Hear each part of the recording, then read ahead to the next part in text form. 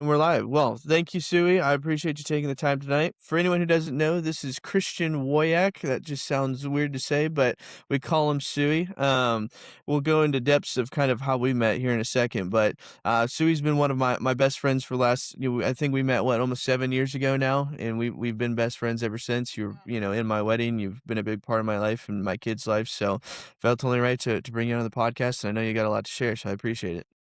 Yeah, good old Apex in 2019, I think it was, playing on the PS4s at that time. It M sure was.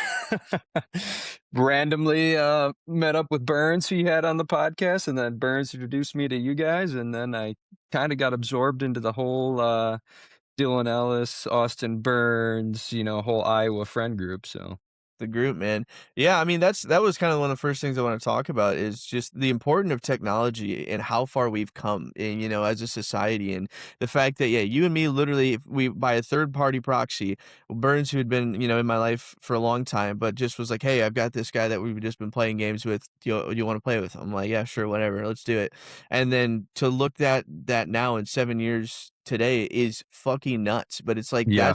that's the day and age that we're in now. I know that, growing up, people were like, "Oh, you got friends on video games that you never met? That's so weird." Or like, "That's, why, like, whatever, how can you trust them?" All this other stuff. But it's like, we're just so far advanced in technology now that we have these crazy relationships and that, now we're meeting in person and getting to do things in person and all these other crazy things. And so I don't know. It's just so bizarre to see how far we've gotten. And even now we get to still be able to connect, where we can literally just jump on our computers late at night and just jump on and have a conversation. So I think it's crazy. Yeah, I mean, I remember when I was young and growing up with my mom and, the internet was a scary place and, Mm. uh, playing video games or doing anything online, she was like, "You can't talk to anybody out there, like, everybody's bad, people are trying to get you," all that stuff, and I'm not saying that there aren't people out there that are like that, because there definitely are, but yeah, the, reach that us as a generation now have because of the internet and being able to find other people all around the world is pretty crazy. Yeah, and you like you mentioned, you're definitely part of the group now, the group that we've held forever, you're the one outsider that kinda came in, but it's just like, we still connect and we still talk to each other, if not a couple times a week, if not almost every day, we put something in the chat, and then, like, Fridays or Saturdays, play with everybody, and I just think that's so rare to have, and given the ability to do it because of technology we have, I don't think even if you've had a group of friends, let's say 20, 30 years ago, you maybe even you have trips or whatever, calls with 8 people, you can't talk to 8 people at once, like, it's just not possible, so, it's such a cool tool that we've been able to use and kind of to grow our friendship and, getting closer to 30 every day, we're still hanging and have good tides and good standing, so, I I'm don't a know. little closer than you guys. Yeah, a little bit, just a year, nothing too crazy, my buddy I still Chin get called the Hao. dad of the group all the time. You're technically the oldest, and, Matt's the son because Yeah, exactly. he's not Except he's the even. biggest one out of all of Yeah, no us. kidding, yeah, almost 6'6", and yeah, he's still the youngest one. He's not even gonna be Yeah, 27, I don't think, till August, it's or 28, crazy. 28 till August, so Yeah. he's a young Speaking buck. speaking of him though, I mean, he brought up a good point because we were just together this past weekend and we were kind of talking about things and said something to me that really just kind of struck me. He was like, "Dude, I feel like, I'm really good friends with Matt the same way I'm really good friends with you." And Matt was just like, "Dude, you're like one of my best friends." And it's crazy to think about the fact that we've literally met in person less than 10 times. But we've known each other for, like you said, 6 to 7 years, just with everybody being all over the place. But I do again, back to the thing with technology, it's like, dude, you can really form some crazy, unique, and awesome relationships with technology now. You just gotta find the right people. Yeah, absolutely, and just be willing to take the risk too, I know, even sometimes we like to jump in our little private party and not talk to our randoms that we get in games, but it's just like, Yeah. sometimes just throw in the mic, just see who's out there, you can meet all kinds of Yeah. people and in good ways, so that's really cool. Well, that's awesome. Well, one of the first questions outside of that I wanted to talk about, because I know you had mentioned in the past that you were very passionate about it, is kind of the Midwest. Um, so what about the Midwest and like what kind of qualities have made you fall in love? Obviously, we both grew up around the Midwest, but me and a lot of our other, friends in the group have decided to leave, where in turn you've decided to stay and make it your home. Yeah.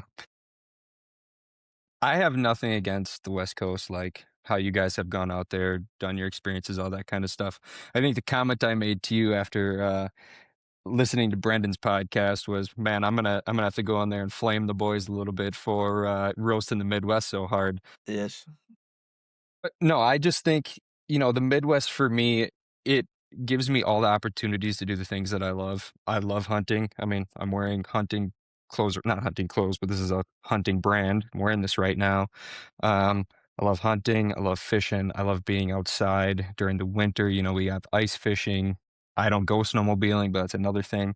Um, so there's a lot of stuff to do in the Midwest. I mean, at least in Wisconsin, like if I was a skier or a snowboarder, I could go 2, 3 hours north up to, the UP of Michigan, and there's some great ski hills, snowboarding hills, all that kind of stuff up there. So I really think it's about, if you can find hobbies that you enjoy doing, the Midwest is a great place, not only for hobbies, but then also talking about, and you and Darian talked about it, you and Matt talked about it. I do think there is something to be said just for the culture in the Midwest. I mean, it is living here and then traveling to other places, I can see it. Like, people are legitimately, in my opinion, just nicer here. I don't know what it is. It just really the Midwest culture for the most part. Obviously, you're gonna have pockets of people everywhere that are not friendly. Um, Yeah. but yeah, man, I've lived in Wisconsin all my life, and maybe Iowa's different. Maybe that's literally like the just that small change from Wisconsin to Iowa, and there's not a whole lot to do in Iowa, I'm not sure. I've been through Iowa. I've stayed in Des Moines. I like Des Moines. Des Moines' cool. Cornfields, baby. Um, so I mean, maybe that's it, and, maybe it's just that I really do love all my hobbies that I have here that much, that I just always have stuff to do. So, Yeah, I think you're right. I think that, I've never ever been a super outdoorsman, I've done my fair share camping to the military, but that was about it, but, I mean, I hate the cold, and I hate being yeah. outside, so I think you're absolutely right, is that you just have to kinda cater your hobbies more towards your aroma and, kinda what you're around, but, no, I think the people are honestly genuinely care about each other in the Midwest, and I think that's a really important thing where we've had a lot of our buddies on here, and I think one of the biggest characteristics that everyone can say is that they're kind, they're nice, and they're genuine most of the time. So I think it's a very important virtue, and I think that when it comes to selfishness, I think you do see a lot of that kind of on the West Coast, and but I think it's just what you're growing up around. There's so many more people on the West Coast, so you do have to be a little bit selfish. You do have to kind of take your own initiative and try and go out and get the things that you want because so many people want it. Uh, or in the Midwest, it seems to be that we're all like it's a smaller pocket communities, and so you do have to work together. If you're in a small town that has 10,000 or less people, and the next closest town's 45 minutes away, you have to work with your communities to get what you want. On a technology is coming a long ways in the sense that you can Amazon things and deliver things and a lot of things like that now.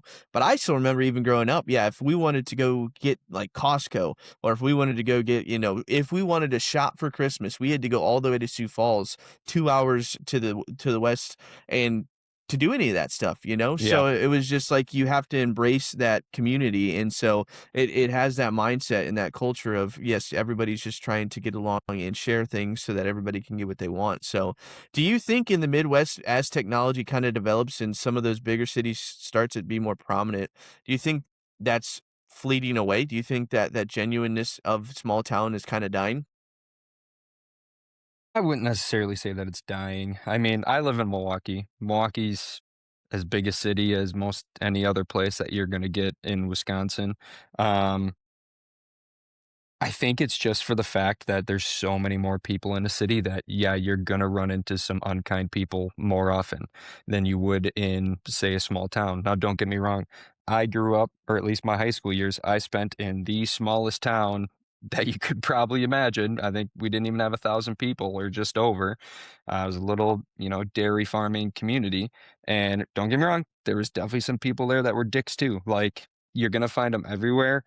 I just think, and I've, been blessed to travel to a lot of different places in my life, being a dink for now with my wife and I, and, having dual income, no kids, we've been very blessed to travel everywhere, and I just from everywhere I've been, I have not found a place that is as nice as being in Wisconsin. Yeah. Um, the Cheesehead State, man, I tell you what.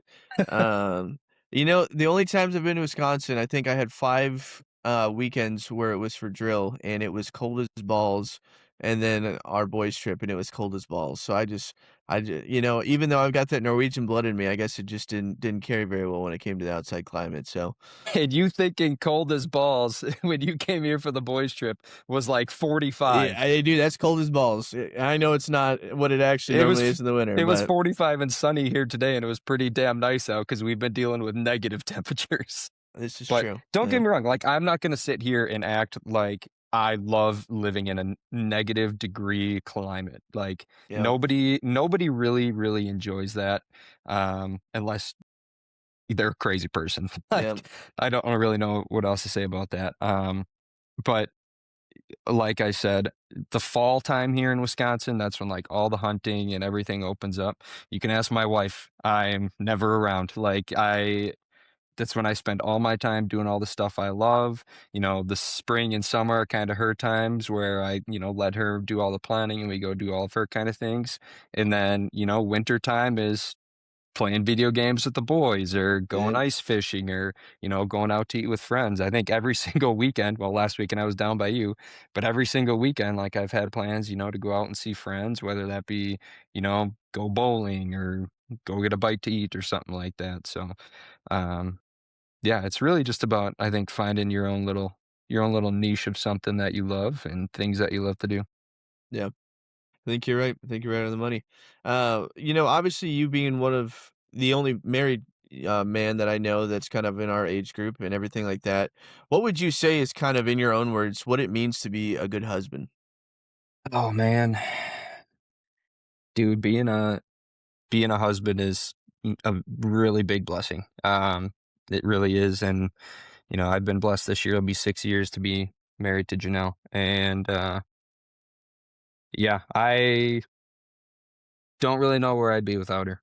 So I really think that the biggest blessing of marriage is, or even one of the biggest lessons is, I think you may have even said it before on this podcast. There's some days where I may only be able to give 20% and Janelle picks up that other 80% for me. There's some days where, Janelle might not be feeling the best. She can only give 10%. I give 90%. And, rarely ever is it 50-50. But to have somebody that's always going to be there to, help pick you up during those times is cool. I Hmm. mean, to be able to count on that person through whatever. And in my mind, marriage is forever. Like the D word, we promised when we got married to never say it. Like, just won't happen. Um, and we're gonna get, religious later, but there's two things in the Bible that you can get divorced over, and there are only two things in my mind that where that would be okay, and that is, infidelity, and the other one is emotional abandonment, where the other person just completely disregards you, goes out on their own, does their own thing. Um, those are the only two things, and with Janelle and I never have to worry about that. Like, you just get to that level of trust and love, and yeah, it's an incredible blessing to be able to find your person and be married to them. Yeah, I think that, one of the things that we talk about a lot is that it's the person that's in your life is making you better and you're making them better. And it's just that constant relationship of trying to take on this giant burden of life. I think a lot of the times it gets really misconstrued and people think that they just have to have somebody. But it's like if you're not working together to become better individuals, not only together, but as individuals, then what's the point? Like what are you guys trying to accomplish together? So I think you're a great role model for a lot of the people that are in our lives. I think that, even from this past weekend, we got to learn that, a lot of our friends are trying to get in committed relationships or are in committed relationships and trying to better themselves through that. And so for us to be kind of that guidance and that, that relationship that people look up to, I I think is a really special thing. But I think, yeah, being a husband is taught me everything. It has taught me Yeah, absolutely everything, and I think that, one of the best things that I said is that, when there's a lot of times, even if I know I'll let myself down, I won't let my wife down. I think that's one thing that's very important is that even when you're in that committed relationship and that partnership, you have someone else that you have to rely on and that relies on you. And so you can't, even if you can let yourself down, you can't let them down. And it yeah, strives and pushes you forward and yeah, makes you a better person. yeah.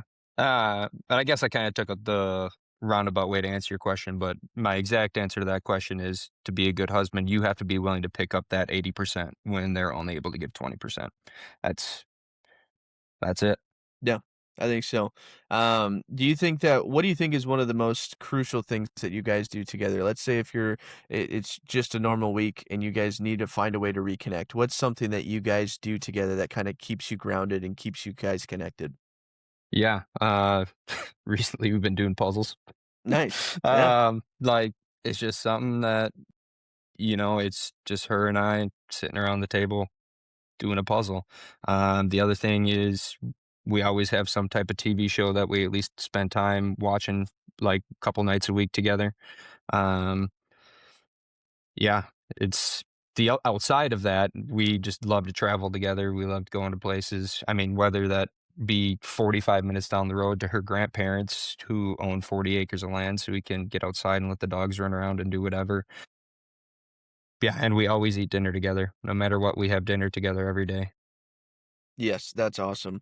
And I think I loved what Tyler said when we were hanging out over the weekend. He said, when you're in a committed relationship and you truly are trying to take those next steps, you have to be comfortable and enjoy doing nothing with them. As simple as doing puzzles. Maybe it's even dead silent, but just spending time together is everything. It means the world to you. And I think that a lot of the times it gets kind of confused or misconstrued with relationships where it's like, we went to Paris last week, so now we gotta go to Italy the next week, and we gotta do all these crazy things, and that's super fun when you're new or maybe even, when you're in certain positions in your life, but the best feeling I think in the world is when you can, like, just open up a book next to each other and then just truly just l love being in the presence of your partner. I think that's something that it just gets so overlooked, and I'm the same way. We have comedy. Comedy Kill Tony is the one thing that we like to watch every Monday night, and that's something that we do, and we eat supper, yep, every single night, and then also just I like to take my Sundays where on Sunday night we just kinda I sit in the chair, she lays in bed, and we just kind of reflect on the week and just have some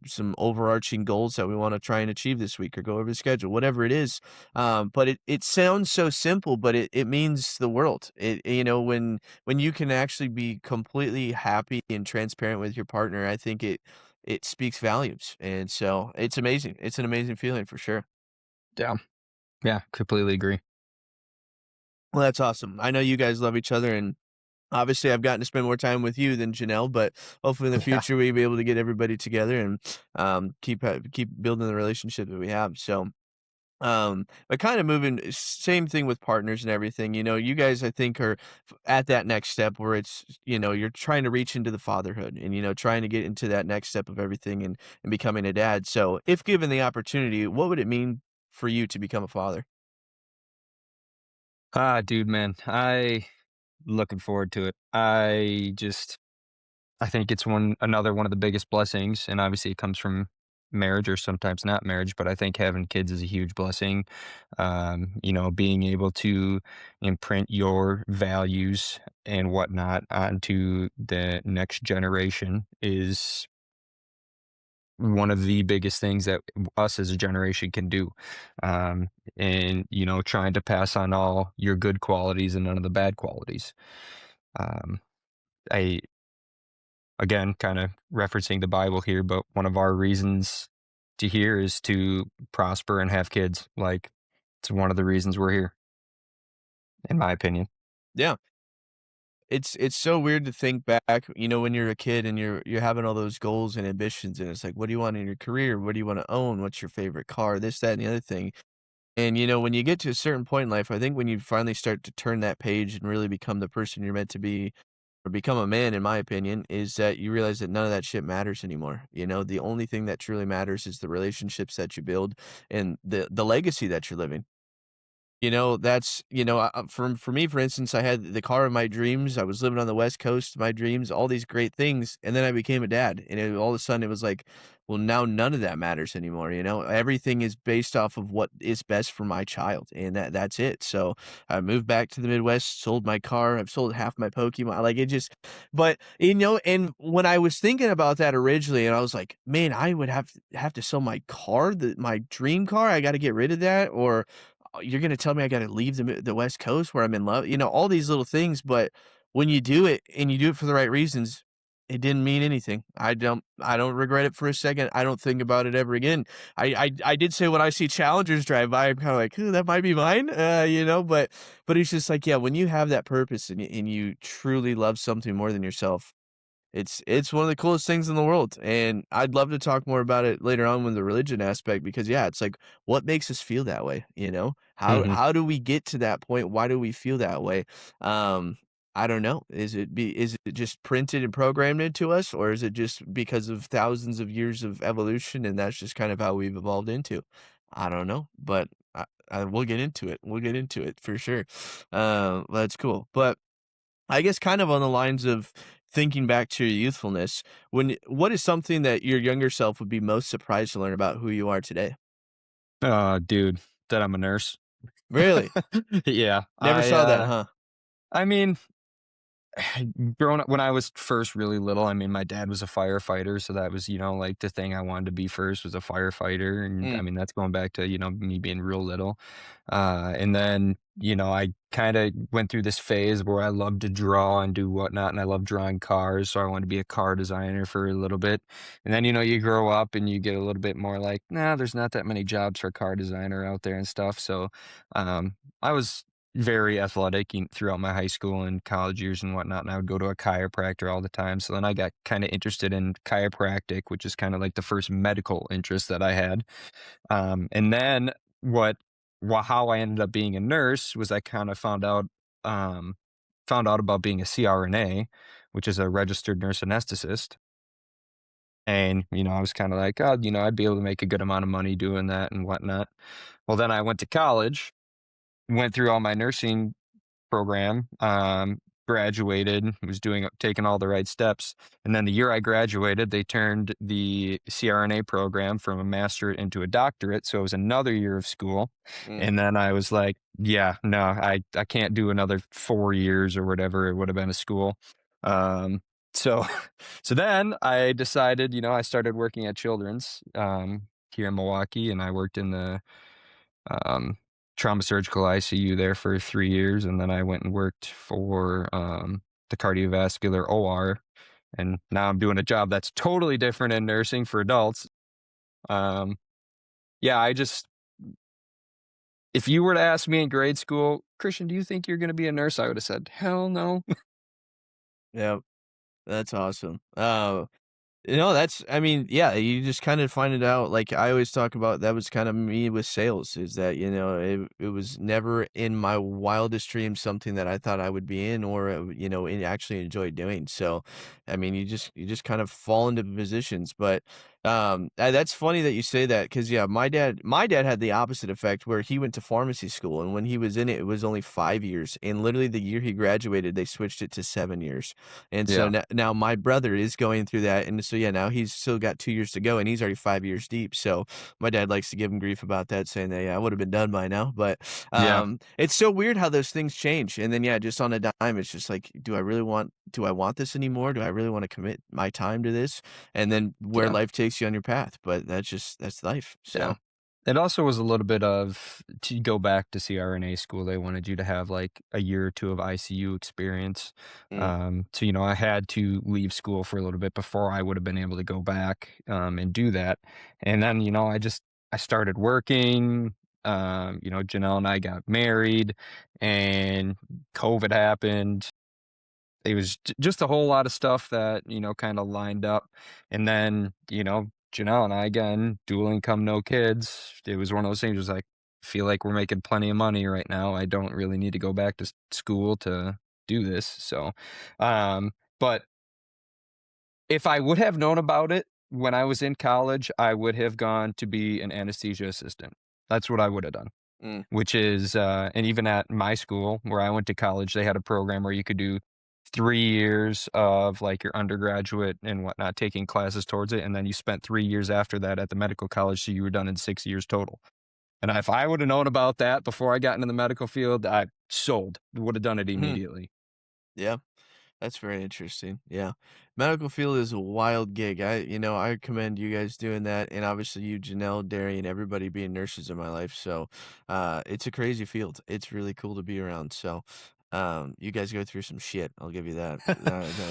To put it lightly. There's So, there's opportunities everywhere though, man. I mean, that's the biggest thing that I've realized with nursing. I mean, I'm going into my 6th or 7th year as a nurse, and this will be my 3rd job.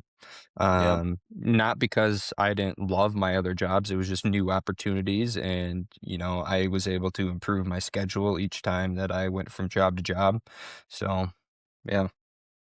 Creating new opportunities. I think that's awesome.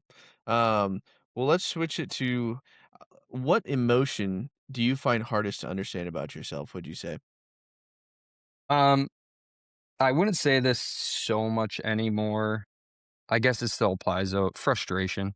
Mm, I really used to, especially when I was younger, man, I would get frustrated just so easily over stupid things, like stuff that just does not matter. I would get, and it was just like I had a short fuse, would just get frustrated. mm. Not even that I would get angry or anything. I would just be so frustrated that, something didn't go my way or whatnot. And, you know, I've, I have grown tremendously with the help of Janelle, in this way of, when I feel myself start to get frustrated, man, just take a couple breaths. Like it's not that serious. Most things are really not that serious. I was telling Darren the other day, I was like, one thing that I love about Suey is that he's not afraid to confront anybody. And that might have stemmed from just being frustrated, but it's like, I just know we've been in public so many times and like, if somebody makes even like a small mistake, it's not like you get mad at them, but you're just like, hey, you actually like stand up for it. And I just think that's such a cool thing, but it's just like, you're the one guy that I know it's like, no matter what, bullshit ain't gonna fly. So it's just like, you call it out every time. And I think it's fucking awesome because a lot of Yeah. people just are like slide it underneath the rug. It's not a big deal, but it's like it does. The punctuation matters. You got to be professional with it. So I just think it's so fun to be around you Yeah. because I'm like, yeah, he would call that out one too. It's so funny. But Well, you also know that about me that, I take honesty really serious. There is nothing more that I hate in this world than a liar. I mm, just, man, you gets you want to talk about boiled. getting frustrated? Just gets me going just thinking about it. Dude, just be honest. Yeah, Just be honest, man. Like, at the end of the day, you're going to get caught up in your own lie at some point. It might not be soon. It might be a year from now. It might be 2 years from now.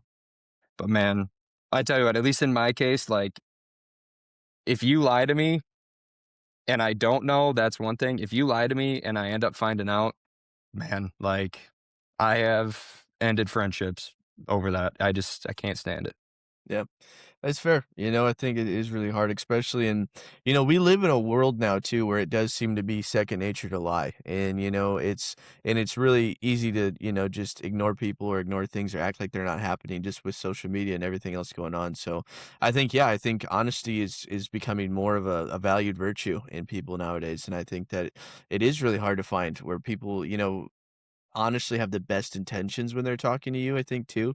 Obviously, now with your new nursing job and sales as well, I think your job in a lot of senses does entitle sales, but it's just like I really try and pride myself in being as 100% honest as I possibly can with people and just trying to be as genuine as I can because yeah, there's nothing worse in my job where it's like if I say something and then it comes back around whether we're in the middle of a project towards the end whatever it is and they go, "Hey, I you said this and this isn't happening." And so I got to live with it and always say, "Hey, we're going to fix it whatever the case." But yeah, it's just it always comes back. It always comes back. And I've Yeah. had to call myself out multiple times too where um I said something and then I'm driving back after the appointment. I'm like, dude, I totally said that and that is not true at all. And I got to check myself on it. And whether it's sending him a text, keeping him updated, whatever the case may be, it's okay to make mistakes. Everybody makes mistakes, but it's just like Yep. you got to be honest with not only yourself, but with other people, and I think that's where it starts too, is, I think you get so used to lying to yourself that it just becomes second nature when you start lying to others, you know? If you're not being honest with yourself, how are you gonna be honest with other people? And, Yeah, I think that's a good principle to life. It all starts with a little self-reflection and, kind of being honest with yourself. yeah. I think, that is kind of funny. Well, kind of funny, but that's really got instilled in me, when I was growing up. I Nobody is near perfect, like, ever. So, I used to try and lie to my mom and get away with things, and, man, my mom could read me like a book, Mhm. just like a book. I mean, it could be the simplest thing, and she could just look at me and know I was lying to her, and she would call me on that stuff immediately, and, I really think that's what instilled in me, like, man, lying is just not worth it. Yeah. It's a great quality to have. I mean, that's for sure. Um, so what would you say is the most painful truth that you've had to kind of accept about yourself as you've kind of grown through all these and become the person that you are today? Man, dude, I probably that I didn't go pro in some type of sport. Yeah. Like, I don't know, I feel like that's a lot of kids' dreams, you It see was these mine. professional athletes and whatnot, and, it's I played football all the way through college, but at some point, for me, it was probably my freshman year of college, at some point, you just realize, "Man, there's levels to this shit," like, and I am not on that level. Um Now, I competed throughout college and whatnot, but then you take a look at what pros are doing and stuff, and it's like, dude, it is those guys are pros for a reason. Those guys are phenomenal at what they do, and some of them, it's athletic, God-given ability, and some of them have grinded thousands of more hours perfecting their craft than I did. So, um, yeah, Yeah. probably I that. I remember growing up, it was, Maurice Jones-Drew, if you remember him, Yeah, MJD. He was 5'6", and so when I kind of figured I hit my growth spurt, I'm like, "Dude, I'm gonna be the next MJD. I'm gonna be the next guy who makes it to the NFL at 5'6". And, yeah, I had the same thing, and that's my answer to this too. The most painful truth is that, when I got out of college football, I had planned my entire, I would say, from 6th grade, maybe even a little bit earlier until I was in college. Everything I wanted to be and everything who I was trying to be was a college athlete and get to that next step. And so you have those moments where it's like, oh shit, this isn't what I thought it was. I'm not actually that person. And no matter how much you give to it, how much you try, like you said, you're just not that guy. And that is yeah, a really hard thing to kind of accept with yourself. Doesn't mean that you're not a good athlete, doesn't mean that you don't make good plays or can't do good things. It's just like in your head, I think it's just you build this bubble of like who you can be or who you are. And some of those things don't happen, whether it's injuries, whether it's opportunities, and all those things. So that was definitely my biggest, and that led me to joining the military. So that fucked me up really bad, really bad.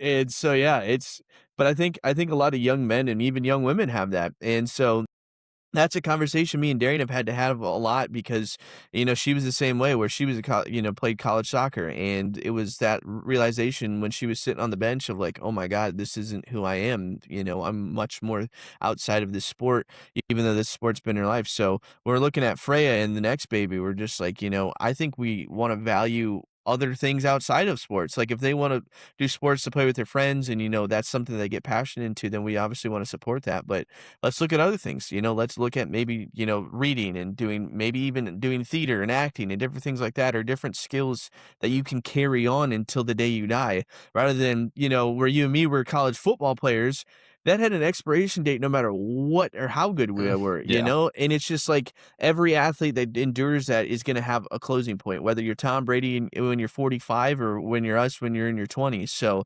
I think that's just something that we really want to instill into our kids is that there's a lot more out there than sports, just so you can yeah, get the best experience and best overall life. I know you had a pretty serious injury in college, and I'm still dealing with my wounds to this day still too. So I think there's just a lot of other things out there that don't have to destroy your body and destroy your mind all at the same time.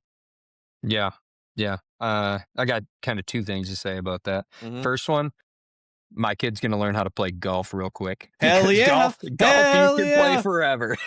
That's a great point. That's a great Golf, point. man, dude, like, I wish I started playing golf in grade school, and then I kinda gave it up when all the other sports got way bigger, like, through 8th grade and then through high school and stuff, didn't play. Started playing a little bit again towards the end of college, but, man, I wish I would've just kept on playing because now it's like, "Dude, it's nice out, wanna spend some time with the boys, let's go play some golf," and it's like, yeah, none of us are really that great because we all stopped playing it, or All some of us stopped. never played it until we were done.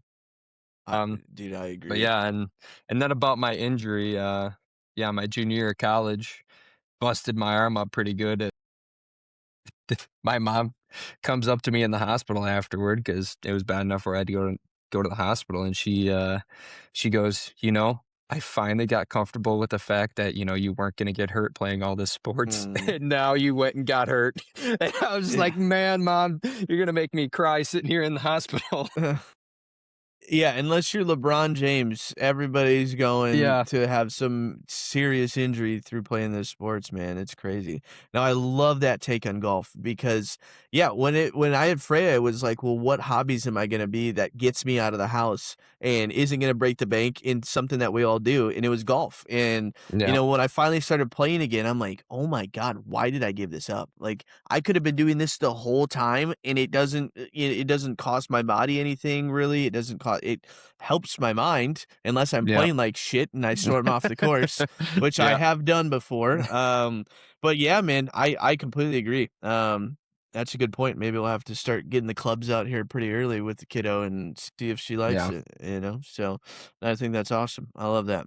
Well, I think let's transition here into the bigger arching questions of faith and spirituality as I know I've learned more about you through that, how you're kind of more into God and, kind of how you involve that into your daily life. So, when you think about faith, spirituality, or a higher power, where do you personally stand on the idea of just God alone? Yeah, so I kinda wrote some stuff down, Yeah. to kinda prepare for this and everything, just to kinda get my thoughts straight. Um, a lot of, my views and whatnot, I have learned from other people, and, like, even now with social media, being able to, see these guys, talk about the way they believe and why they believe it, has even influenced me. So some of the stuff I'm gonna talk about, I will just be, like, I've taken their views and now I'm, stating them as my views, but I know that I've gotten these from someplace else. It's not like that these are all my own original thoughts. This is stuff that, I've learned and found, and I, really have taken it into my own belief and why I believe what I believe. Um, I will also say that before we get super into it, that, I was born and raised Christian my entire life, and I am still Christian. But I No, you're wouldn't suey. yeah, yeah, yeah. Um, but I wouldn't say that I'm still a Christian just because that was the way I was brought up. I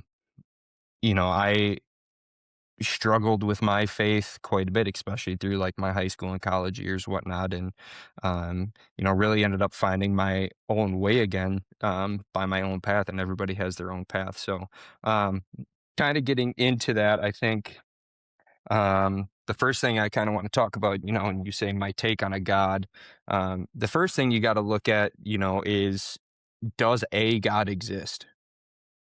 Um, for me, yes. But everybody always asks for proof, like proof of a God. Um, and I will just say off rip, like no one is ever going to smack down on the table 100% proof that there is a God that exists. All we have is evidence. It's all we got. Mhm. And so some of these views that I'm about to go through are really come from a guy called Cliff Nechtel. He's a pastor. People may have seen some videos of him and stuff going around online. He's done a bunch of podcasts and stuff, but his reasons behind why there is a God, not my God in specific, but why there is a God, I really like. So I'm just going to kind of go through a couple of those. Um, the first 2, let's just talk about the ones we already talked about on the last podcast. The first one for me is love. I just in my mind, I refuse to believe that love is just some chemical reaction in our body, or some innate desire within us as human beings to keep our species alive. I think love is so much more than that. Um, I just I have a hard time believing that love just evolved within us to this beautiful thing that we now have marriage and spouses and significant others. I just really find it hard to believe that that would just come from nowhere. Go ahead.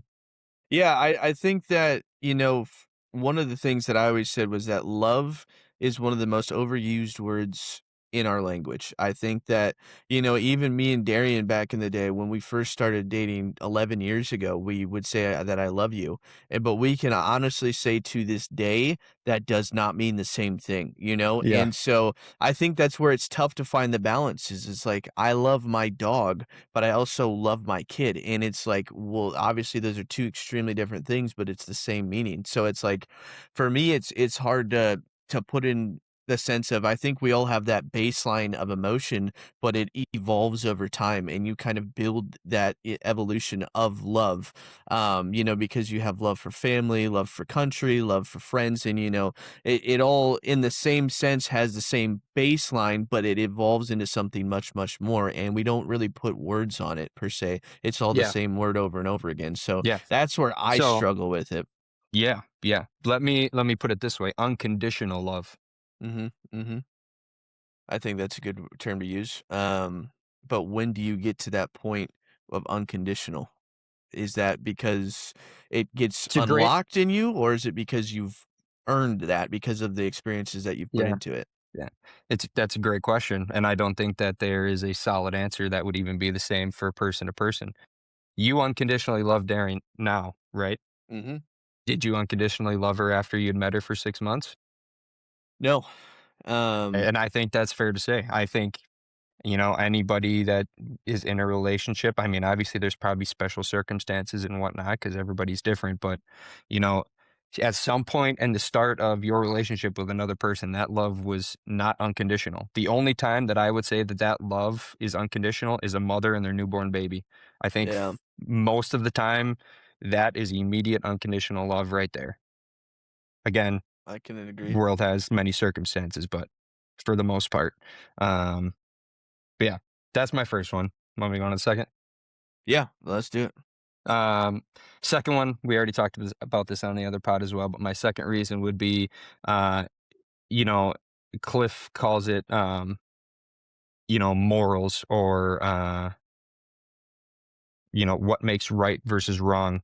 Where does your conscience come from? Hmm. So, the examples we use, what makes murder wrong? What makes rape wrong? What makes stealing wrong? What makes all those things wrong in this world if we don't have some type of higher power that instilled in us those morals? And I know, you talked about at some point, that came from whatever leader was in power at that time. But where did that leader get those morals from? So, I mean, eventually you keep going down to the line, you're going to get to the first being that ever existed, however you think they came about. Where did those morals come from in that person? I think it's just from experiences, I think that, at some point in time, let's just use rape, for example, where it was like, as a man, there's gotta be some point where a man was just like, I'm gonna have sex. I'm going to do that no matter what happens or what anyone says, and then they do it, right? And then whether that's the woman who experienced it or someone who witnessed it happen or whatever the case may be, was like, "Oh, I feel negative towards that action." Or maybe it was even the person who was like, "Oh, I really felt negative about doing that. I probably shouldn't do that," right? And then it just kind of evolves from that where it's happened enough times where it's seen as a negative thing. I don't think the first person to ever go, "Well, I'm going to have sex with that thing. I don't care what they say. I'm gonna feel bad about it now." Like, I don't think that's how it worked. I think it was just everybody, if we truly get it back to like the first couple humans and where we don't have societies, we don't have norms, it's just human species living amongst ourselves, I think those had to happen enough times where we built up an emotion to those actions where we go, "Oh, you know what? This actually isn't a good thing. Let's say this is no longer a good thing," and then it just kinda carries through. But Yeah, sure. that's just my idea on it. Um, and all these points that we're kind of going through, there's going to be arguments for, every single one. If there were no arguments, everybody would believe that there's a God, or Yeah, everybody would believe that there's not a God. there'd be no Um, podcasts. there'd be no podcast. So I mean, it's one of those things where, as we continue to go through these are like points where I think it is more believable to think that, a God instilled these in his creation rather than these came about by chance. I Well, just wanted to kind of throw that in there while we're let's kind of spin the talking through. tape on it too. Let's say that, yes, we were programmed to say that murder is wrong, right? Then if we were all programmed and we were all put into this by one God, why does it happen so frequently? Why does rape Yeah. happen so frequently? If we're Yeah. programmed in our brain that says, no, it's not supposed to happen, then why does it still happen? Yeah. So that's the big question that a lot of people have with, if there's a God, why do bad things still happen? And there's not an awesome answer for that. There's really not. I think, the answer that a lot of people hear that they don't love is, bad things happen to bring people closer to God, which in a way does kind of work, but also you could see that pushing people away from God. Mhm. What I do know is that evil is the absence of God. Evil happens when there is no God involved, from my point of view. Um, And that's really all I can say about that because, if I don't have a good answer to a question, I'm not just gonna go on and spew information. And, that's one of life's questions where it's just like, God is omniscient. He's all knowing. For some reason, he lets those things happen and, it's his plan. And I don't have a great explanation for why those things happen. Um, but whether it be bringing me closer to him or whether that be, not involving me if that, murder happens or whatnot, that is, the absence of God in that person's life. So in essence, even though that person is missing from God and commits that atrocious thing, it has the opportunity to not only bring other people that maybe they did that act upon closer to God, but maybe even that person who finally commits that act and kind of realizes what they've done and how bad they've impacted something that kind of gives them an opportunity. Yeah, potentially. I mean, Okay.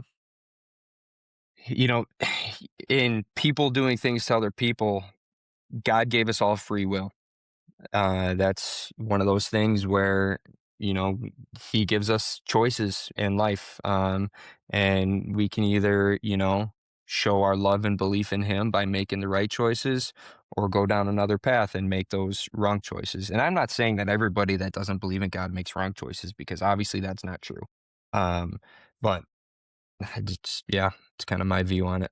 Do you think with Christianity, there in that religion, there's kind of like a cause and effect scenario or like a karma, for instance, where your choices then lead to more good things that come about, or your bad choices lead to more negative? Or is it kind of just if you decide that day you're going to make a good choice, then even though it might spring about a negative effect? What is kind of your take on that, would you say?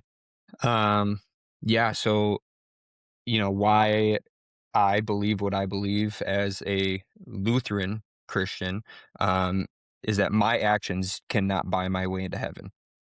Good actions do not get me anything in life.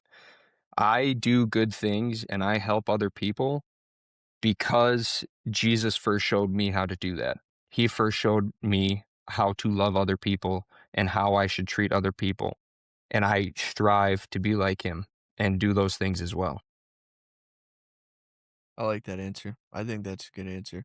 And I guess I haven't thought about it that way either. Is that it's like the ultimate role model or the ultimate Yeah. lead by example. And so, and I think that's a good answer too, because I think that's what needs to happen, right? Because if you take the ultimate role model and then you embody that in yourself, and then people look at you and they want to be like you and they want to embody that, and then it's just a continuous cycle of good.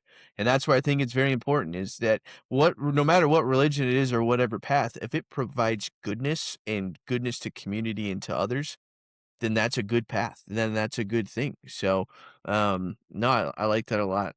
I wanted to go back to you said I know you said in high school and college you start kind of lost your way. I was the same way. So I was the same way growing up. I went to church Wednesday, Sunday, 2 times a week until I was a high school, out of high school. And then where I kind of lost my faith was in college, but it was because I started to go down that rabbit hole of evidence where I was Yeah. taking historical classes. So I have a degree in history, and for almost an entire year, I took only Christian classes. So I did like late antiquity, before the Bible, before God, after God, and all these different things. Whether it was, this all the stuff. And so through my research and looking at that, in my opinion, I started to look at it and go, "Oh, it's just a good story."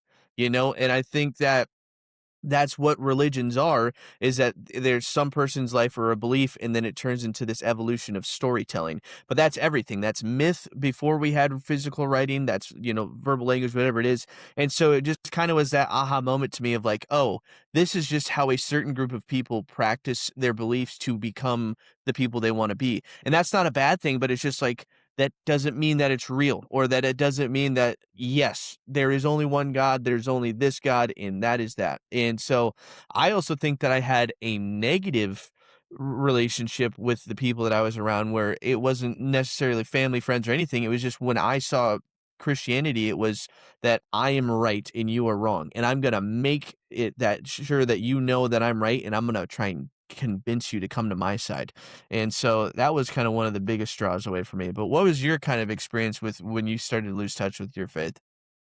Um, I think it was just, the biggest thing, I went to grade school every weekend growing up, or well, I went to church every weekend, like, during grade school and high school and all that kind of stuff. And then you kind of go off to college and, you go to the big city and do whatever. And you're exposed to a lot of other things in life, a lot of other viewpoints than what you grew up in your own household with.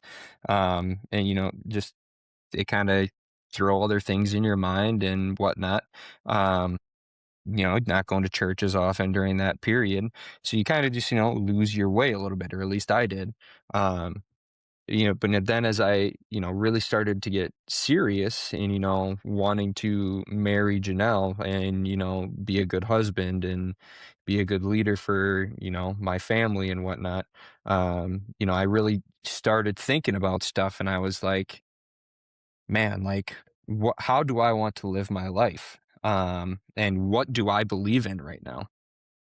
And that kind of brought me back. And, then I was the same way as you. I was like, you know, trying to look at evidence, trying to, find out what I believed in.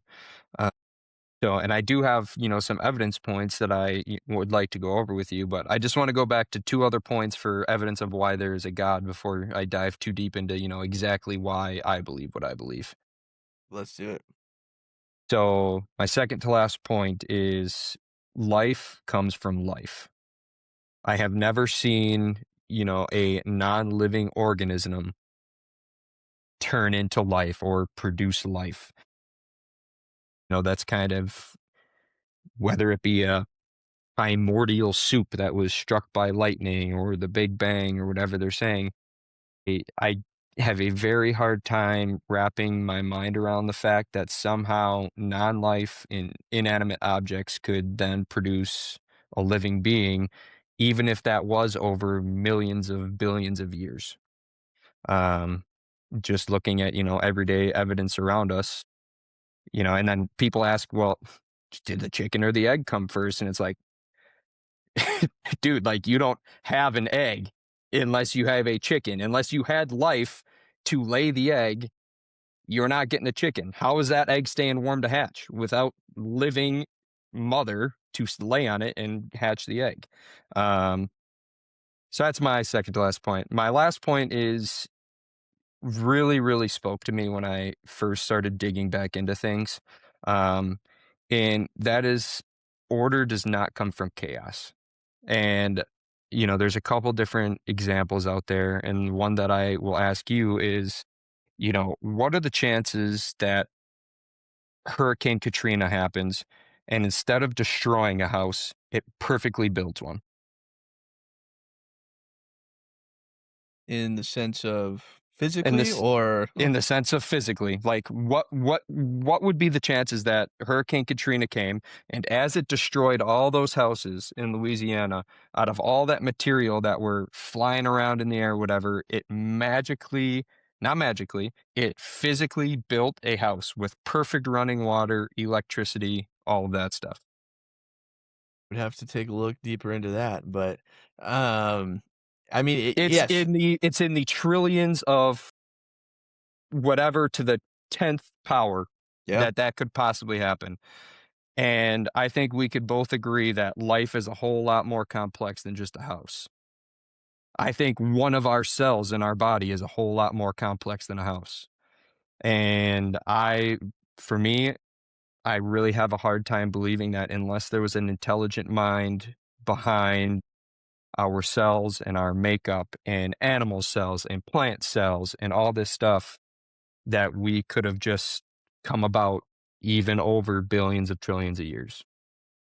yeah.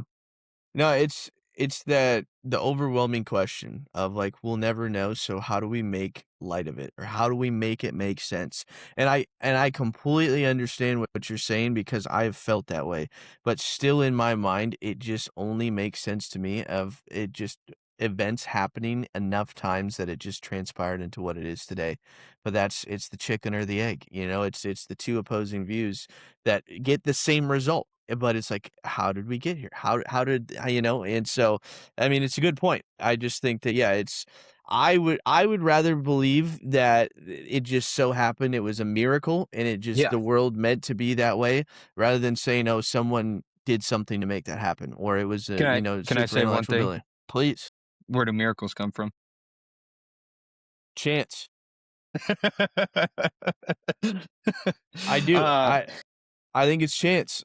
uh, but no, and you know, everybody's entitled to think their own way, and these are just you know the points that, you know, Cliff talked through that I really, you know, really took into why I believe what I believe. And it's not, again, this is not proof. We Yeah. are looking at evidence, and looking at this evidence, it makes me think that it's more probable that there is a God or an intelligent higher being that brought us here rather than chance. So No. that's why I believe what I believe. No, I like that answer, and obviously you came with some good points, so it's not just throwing it out your ass, so I Yeah. appreciate Well, you taking the time to do and that too. but again, these are points like I'm not bringing these points to you like I went and just found these for this Right. interview. Like this is like stuff that I found and you know really cemented in me what I believe. And you know, not even cemented in me what I believe. They helped me figure out in what I believe in and why I do believe that. Um, Yeah, so yeah. But if you want me to go on now why I believe in the God that I believe in and the evidence behind that, I can do that. give it to me. Um, so I believe as a Lutheran, as a Christian, you know, that Jesus is my Lord and Savior. He died on the cross for my sins, rose 3 days later, ascended into heaven, and will one day welcome me in heaven. Um, Now, the reason that I believe that comes from a couple different things. The first being that I actually want to ask you a question. What in your mind makes something historically reliable? That's a great question. I think for me, this is why I can't get into archaeology and I can't get into a higher education of history is because Yeah. I am more on the presence of if enough people believe it, that's what makes it real. And That's and the reason I say that is because some of the greatest civilizations and some of the greatest histories are based off of myth, aka something that once did happen and it just got passed down enough times that it just became into this existence. There's no physical proof. They can't so the standard evidence or standard answer would be that they have a physical proof, meaning physically they have written scripture, they have documentation of pictures, or they have enough evidence, aka pots, pans, so on and so forth, they can carve a date and say, "Oh, yes, this was a pan from 40,000 years ago who used pans. We only know that from evidence that humans are the only species that can get a pan made," so on and so forth. So, physically in that realm of things, historically, and what, the higher education would say, that's the definition. My definition is that there's enough people that believe in it that it becomes true. Yeah, okay. Um, so what I would say more pretty factual answer, for me at least, would be, you have multiple different credible sources all telling you similar, if not the same thing.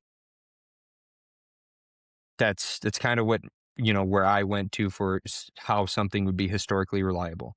And so I want to start with, non-secular writings that prove Jesus is real. Because Mhm, obviously you have the Bible. Obviously, the Bible is the focus point of whatever type of Christianity somebody believes in, if they believe in Jesus.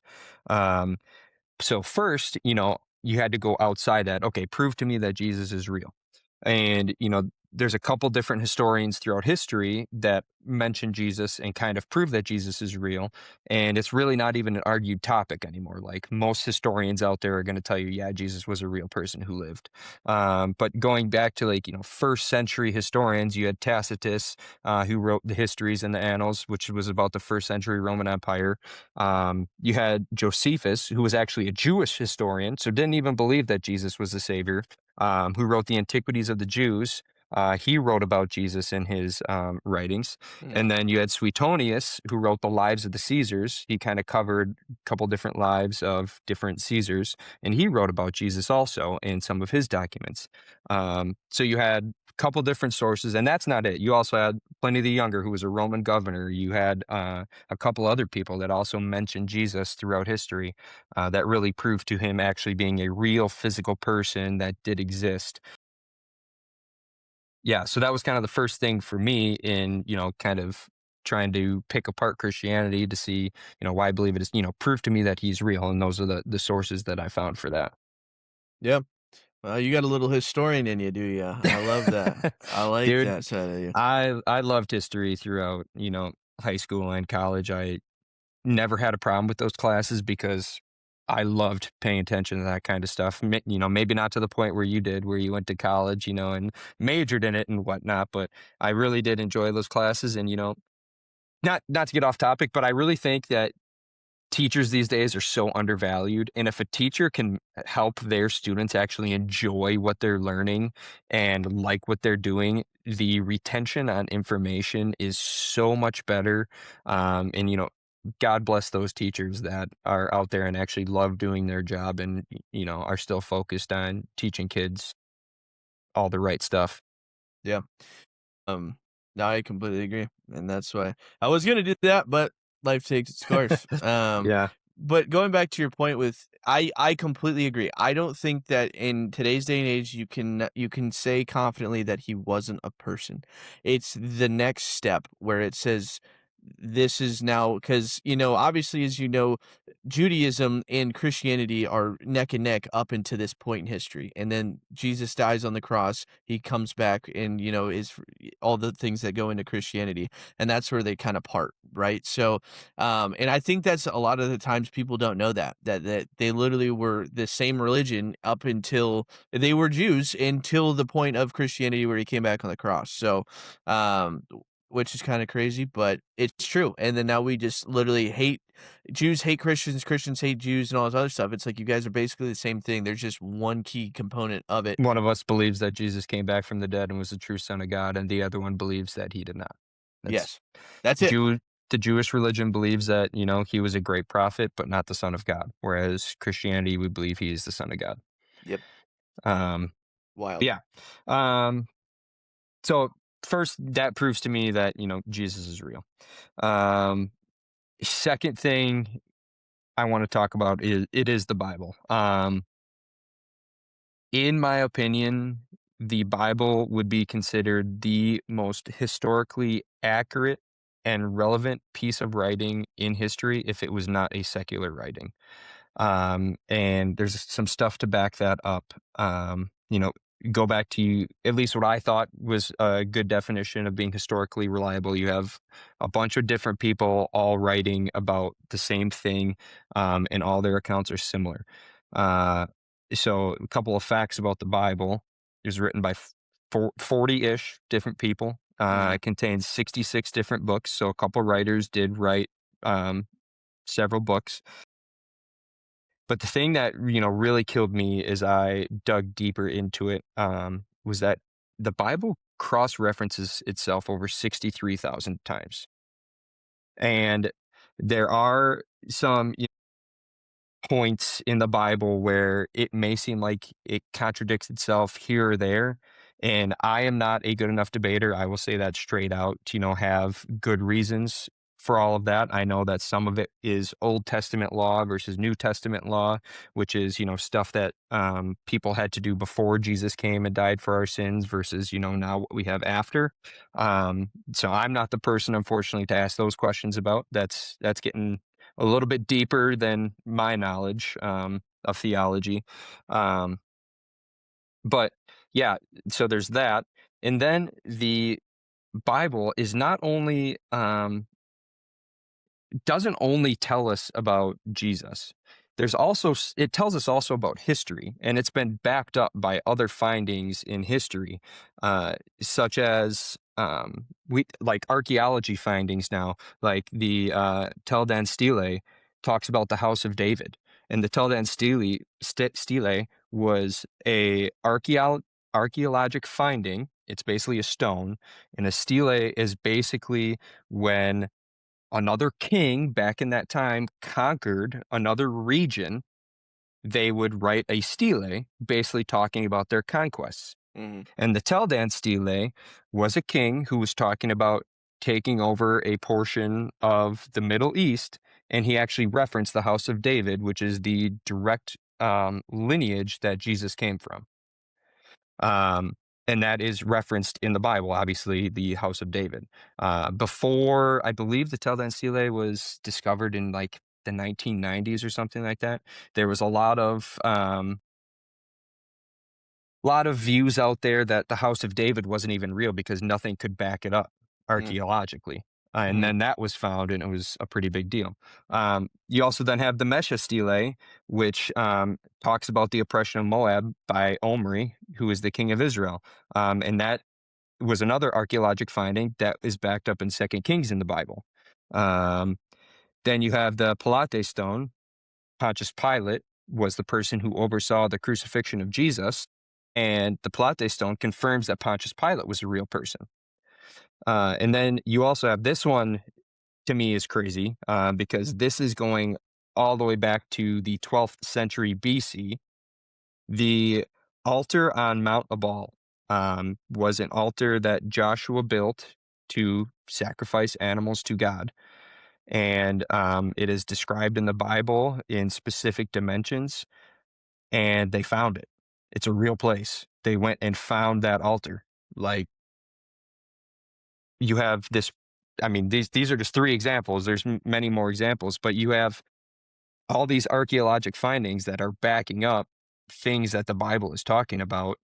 Um, and it's kind of like, for me at least, at one point, okay, as time goes on, we're just discovering more and more stuff that keeps on backing up what the Bible is saying.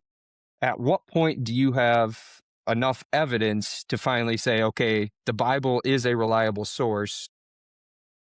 When is it going to be reliable enough to believe what it says about Jesus for people? Yeah.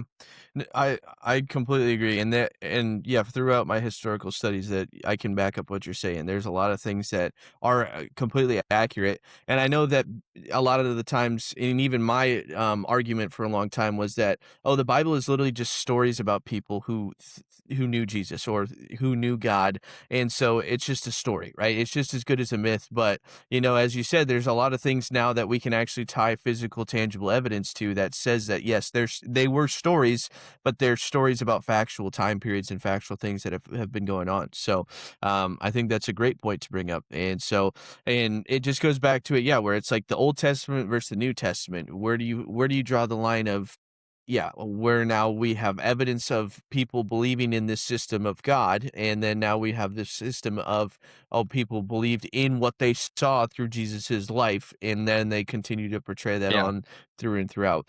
Um, which is all great stuff, and I think that it's yeah, really important to analyze, and so, yeah, like you said, as a person of myself who doesn't still like, I just don't believe in the overall religion, it'd be ignorant of me to say, "No, these facts aren't facts," you know what I'm saying? It would be but it's that interpretation of, yes, I can still see all of this evidence and still say, "Well, that's real." I'm not saying it's not real, but I don't think that gives me enough credibility in my mind to say that Jesus was the Lord and Savior and that there's still a God, but that's the beauty of it is that you can take a fact, everyone can analyze it and they can come up with their own interpretation, which is crazy, but that's what makes us yeah, human.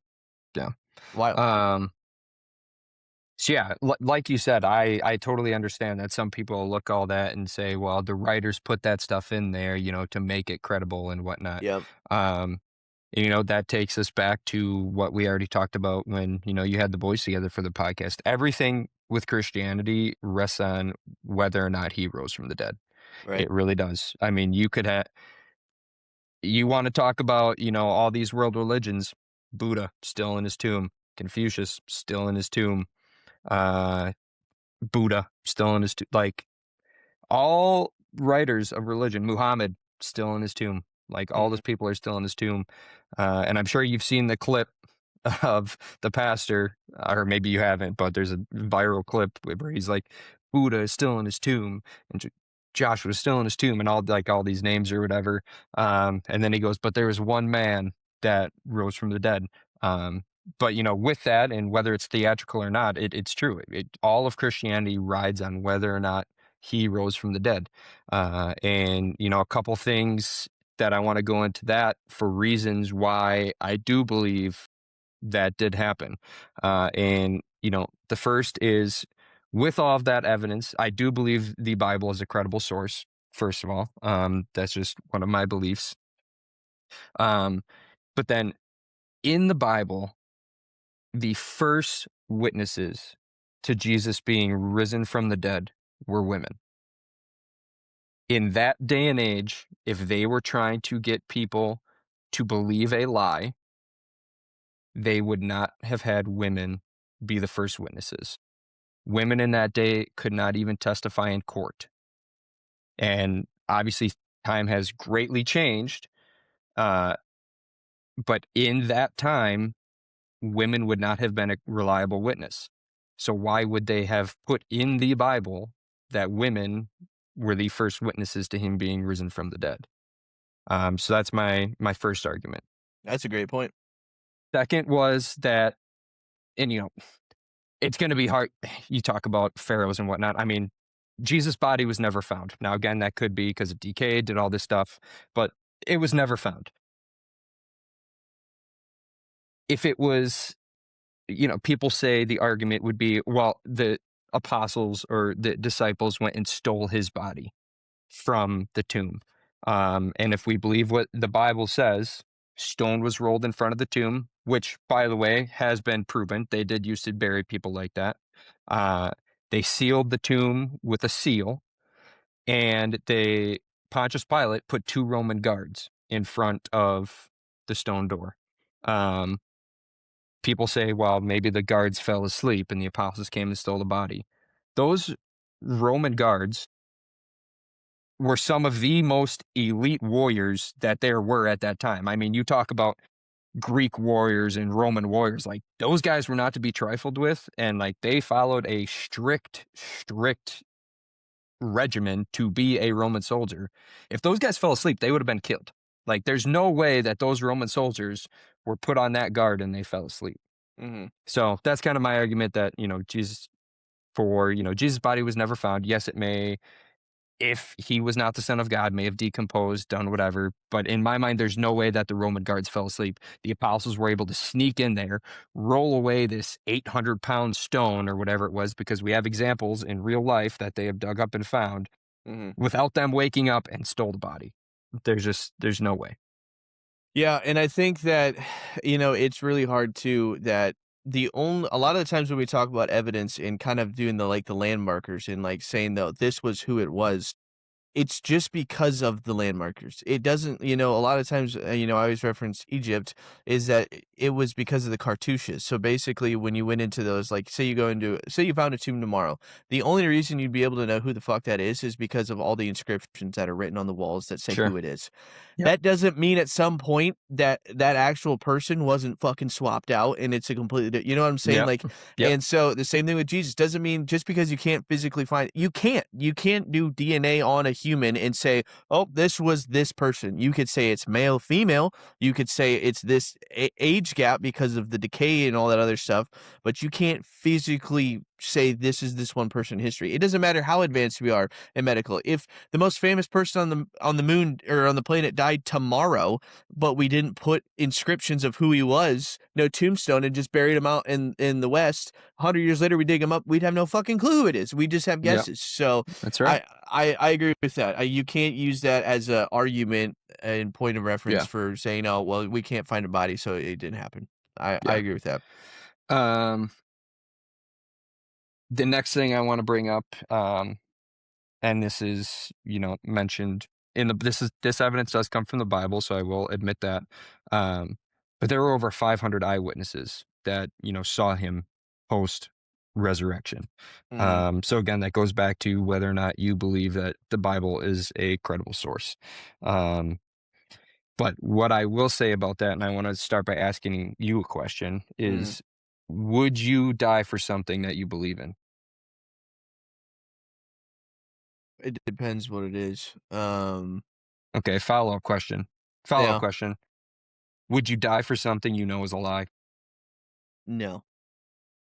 I would dive. I think I've had this, obviously being in the military and being in a combat situation and literally, my entire job relied on if I don't have a job unless people aren't trying to kill other people. Yeah, And so I literally had that conversation with myself. What am I willing to put myself on the line and actually die for?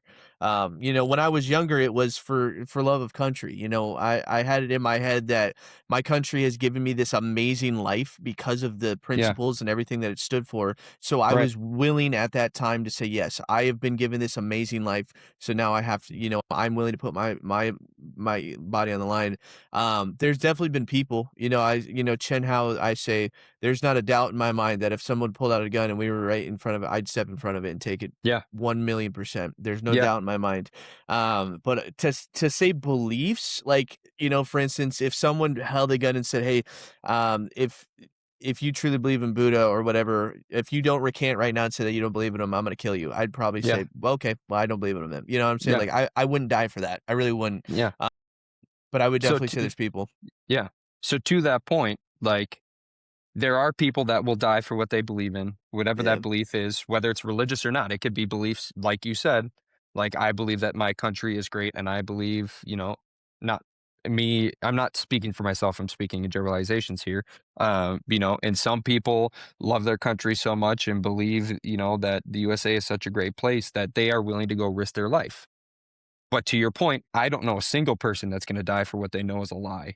And the apostles, so Jesus' 12 apostles plus a couple other people that are mentioned in the Bible, all died for what they were writing about Jesus and that he rose from the dead because they would not recant that Mhm. Jesus rose from the dead. And I don't know one person you today that would die for something that they knew was a lie. Yeah. Unless they were instructed to say, "Hey, you have to keep this idea alive, and not given a choice.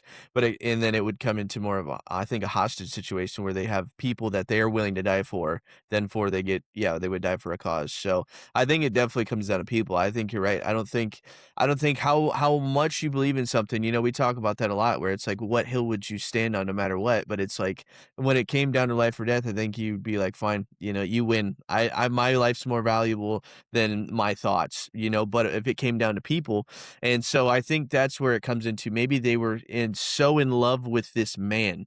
A lot of the things that I say is that, when I'm looking in, I have my sales lid on, right? And I say, Yeah, if I'm good enough salesperson, I can convince just about anybody I'm talking to that I'm the best person to make what they want happen, right? yeah, And so I kind of put that in perspective. When I look at Muhammad, I look at Jesus, I look at people, historical figures that have these huge followings. In my eyes, I'm like, they must have been the best salespeople, right? They were so good at selling themselves and their virtues and their beliefs that people gave everything to them and that they were right. in there. So when Which you is talk about people that were dying, it is hard to say that, yes, there's people that were willing to die for him, but I think he was that fucking good at convincing people of what he believed in, that he got them to believe that yeah. intensely So with him. yeah. So basically, what I'm saying though is like, yes, I mean, you have you know Muslims who are willing to die for their faith. You have people who are willing to die. I mean, you have kamikaze Japanese fighters who think that killing themselves and dying. Like you have people that will die for what they believe in. Mhm. If those people knew what they were saying was a lie, they wouldn't do it, is what I'm saying. And so my argument for the apostles and the disciples is, dude, they were so scared after Jesus was executed that they were in literal hiding. After Jesus came back and showed himself to them, they were out preaching on the streets. And that's actually kind of my last argument for why I believe that Jesus rose from the dead is the explosion and rapid growth of Christianity after Jesus died. If he did not come back from the dead and people did not see him and this was not the truth, I do not believe that there would have been this absolute explosion of Christianity and why it makes up close to half of all world religion on earth right now. I find it very hard to believe, kind of along the same lines of, people, the apostles or anybody would not die for something that they know is a lie. I don't think people would just be out there spreading this stuff for something that they knew was a lie. I don't know anybody alive right now in our world, whatever views you have on anything, I don't know anybody that's going to die for something they know is a lie. Yeah. It is. It's tough to say no. You do a great job with the intro questions to make your point. Look at you. Look at I you. just I agree. do it. I'm not, Um, and I'm not like, I'm not trying to put these like into a gotcha statement or anything like that. Like no, I'm no. telling you the things that I really thought about and I really dug into and things that I read and videos that I watched. Like this is why I believe what I believe. Like these are the things that I sat up at night awake thinking about where I was like, dude, like this is why I believe it's more probable than not that there is a God and that Jesus is the one true God. Um, so again, yeah, That's where. when I ask you those questions, I'm not like trying to put you on the spot or do anything like that. I'm asking you those questions because those are the questions that I was asking myself Mhm. at that time to like that really kind of opened my eyes. And that's the same reason I have all these questions, that I ask people when I bring them on. Is it's I'm not trying to stump you. I'm not trying to be Yeah, like, oh, I don't know. It's just like, let's think about it. yeah. Oh, my Let's phone find is an answer. literally gonna die. Hold on. Oh, We were literally at 1%. Literally at 1%. All right, we're back. We're good. oh, thank you. Um, yes. No, it's great. There was a follow-up question I was gonna have with you. Oh, it was more of the expansion of Christianity. That was one Yeah. thing that I really liked, looking at it because they did say after Jesus died, and I think it was up to like 386 after AD when the Romans finally said, "Yes, this is our major religion," that's when it really boomed. And so my thing that I always looked at was it was the governments and the societies, like whatever civilization was booming at that time, whatever religion they took like priority over, that kind of, obviously seceded into their people and kind of helped it grow. Because yeah, you literally had from when Jesus died to literally his 12 apostles, and then whoever else would listen to them, and then they just kept going and going and going. And that's what's crazy. It started with one guy who had this belief in, saying who he was, and to now we have what, 4 billion Christians across the world. Yeah. That's fucking crazy. So yeah, for me, it was just like, how did we get to that point? How do we get to a point where somebody is so good at what they do and then it kinda goes to that same point. It's like, well, maybe he wasn't good at what he does. Maybe he's just telling the goddamn truth, Dylan, and it's like, Yeah. maybe he is, but in my eyes, Yeah. it's like, it's just it's my personality and the way I look at the world. It's like, in my eyes, he was just that good. He was just that fucking good that he convinced enough people, those people convinced people, so on and so forth, but maybe that's not the truth. Maybe the truth is that the truth is Yeah. what it is, and so Yeah. that's why it carries Um, so much weight. I will say a really good book about all these, reasons and stuff is The Case for Christ by Lee Strobel. And some people will say, um, he came from a point of he knew the end result that he wanted to get to, and he kind of focused his book, around to prove that point. Um, which very well could be true, but if you read it from an objective standpoint and, you're just kinda going through it, he does lay out a lot of these reasons that I'm kind of talking about way better than I could ever, say them to you right now. So if people are interested in that, I would recommend going and reading that book, and even if, like, you are atheist, agnostic, don't believe in Jesus, it's still a great read. There's a lot of, like, good evidence and stuff in there. Um, but yeah, kind of like what I said, a lot of the stuff I talked about, that's not just all my points of view. Like, this is stuff that I went to and learned from, um, and kind of why I believe what I believe. But there's a couple other like interesting things that I kind of want to break up that hold absolutely no proof or whatnot, but I just kind of stumbled across, while I was going through my journey of faith. And one of the interesting things that I had brought up to me probably a couple years ago was that you talked about Noah's Ark a couple times on the podcast with a couple different people. Um, First of all, Kubat on his episode was talking about a mountain in Turkey. That's Mount Ararat, and real place.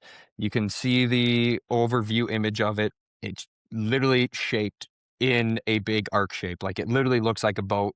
They've taken samples of the dirt there, and it is consistent with that of rotting and decomposing wood.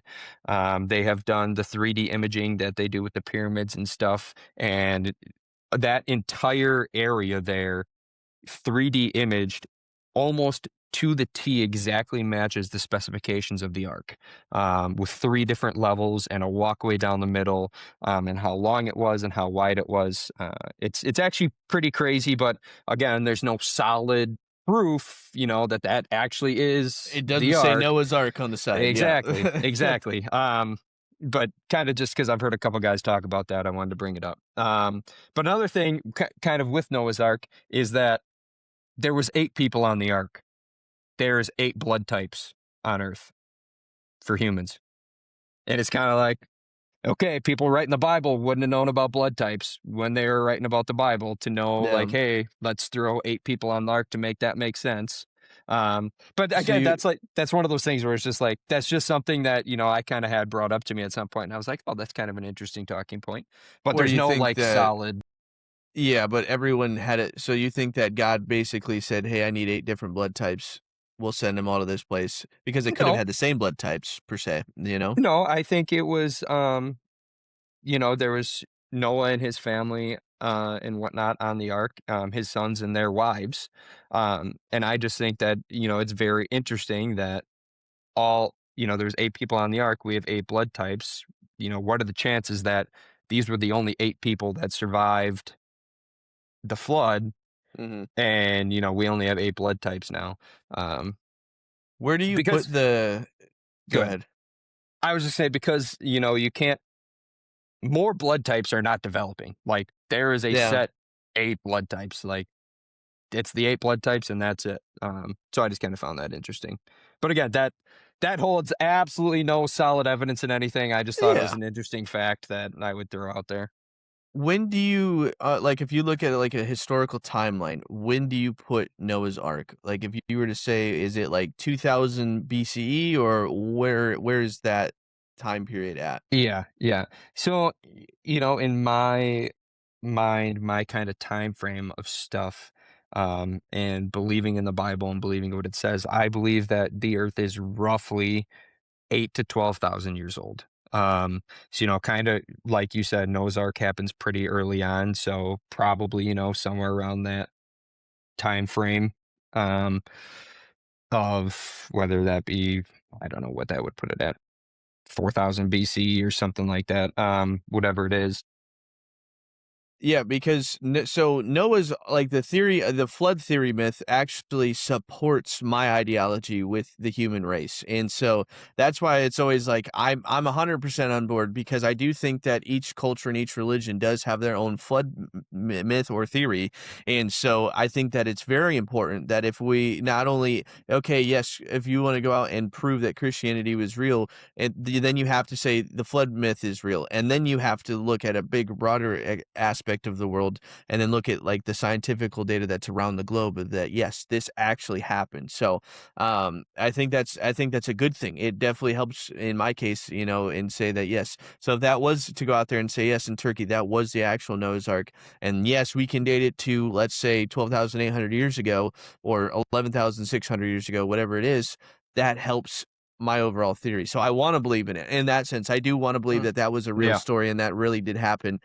Will I say that I believe that those were the last 8 humans on the planet Earth? I don't believe that, but I do wanna say or hope that that's real, that Noah, wherever he was in the Middle East, that was part of the only surviving people of that time period because of the floods that were happening on a global standpoint. So, I think that's really cool. But I think that's also what makes it cool, is that you can make connections in between things that you may or may not believe, and just look at it from a holistic perspective. You don't have to say yes, no, or, black and white. It can be, yes, these can actually help me towards my actual beliefs for that too. So I think that's great.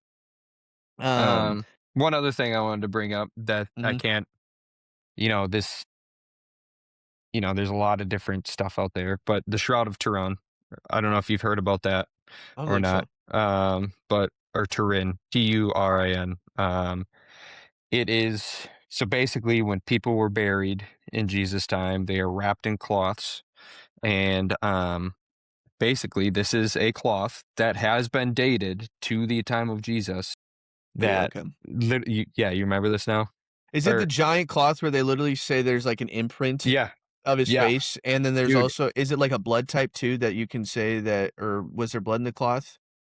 I'm not Or is it just sure more of the about face that they were everything. saying? Um, I do believe there was, bodily fluids that from what I've read and, done some research on it and stuff. I'm not sure, blood, sweat, whatever.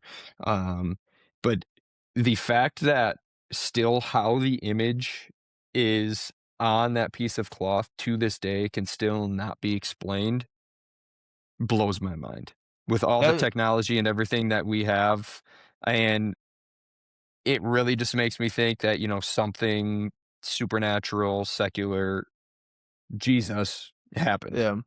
So with that day and age and everybody being wrapped, is that the only evidence of a physical face feature being in that cloth, or was there other examples of Uh, having that imprint so and they just think that's the one? there's actually, like, the whole image of him and, like, his whole body almost, but you can clearly see his face when they make it like a negative image, um, but the thing of it is with I'm not saying that it is Jesus. I think more probable than not, it's very possibly could have been the clause that he was wrapped in. Um, but it's one of those things where I can't say that for sure. But all the other cloths, burial cloths that they have found have not had this. Okay. Yeah, that was so yeah, if they literally have maybe thousands of samples of cloths and that's the only one, then yeah, it definitely leads more towards the theory. If you can say, "Hey, yes, this happened in roughly, let's say, 50 years, give or take, of Jesus's life, and it's the only example of like an actual face," that I think that leans more towards Christianity than away from it. So Yeah. I, But again, yeah, like, the thing is the thing that makes me believe that it could potentially have been his is the fact that they still cannot, to this day, explain how that image became imprinted on that piece of cloth. it makes no sense. Scientifically, it makes no fucking sense. I couldn't remember the name when you said it connected to, but Yeah. absolutely have watched not a ton or done a ton of reading, but I've definitely watched 2 30-minute clips of it where I was just like, that is wild. I mean, like I said, I if and I'm open to it. I'm like, yeah, that could have very well been him. Yeah. And, and I'm like I said, I'm into the book of the chance. I like the idea that it's him. I'm not saying it's not him. I just don't think that still proves that it's holy or whatever, but, no, that would be awesome, and it's this book of evidence that you're trying to build to help support not only I think it's yourself, right? Knowing you, you're not going out to everybody and saying, "Hey, look, this is what I believe in, and you should come believe it too." Like, it's just more of giving you that credibility to yourself and saying, "Yes, this is what I believe in, and yes, I have some good evidence." So, it's more of like just the understanding yourself a little bit better. And so I think that's huge. I think that's really an awesome thing. But like I said, I love the evidence. I love the historical evidence. Yeah. But that's one of the things that I struggle with the most when it comes to history is that, I'm not as much as, well, I'm gonna go find this specific piece of evidence and then date it and then say and then, reference it whenever I bring up topics. And that's something that I try and get better at. And because if I want to be more in depth in this historical word, I need to have more specific evidence. I just like to reference, broad time periods and, events that transpired during that time. Um, so I really appreciate you doing that, honestly.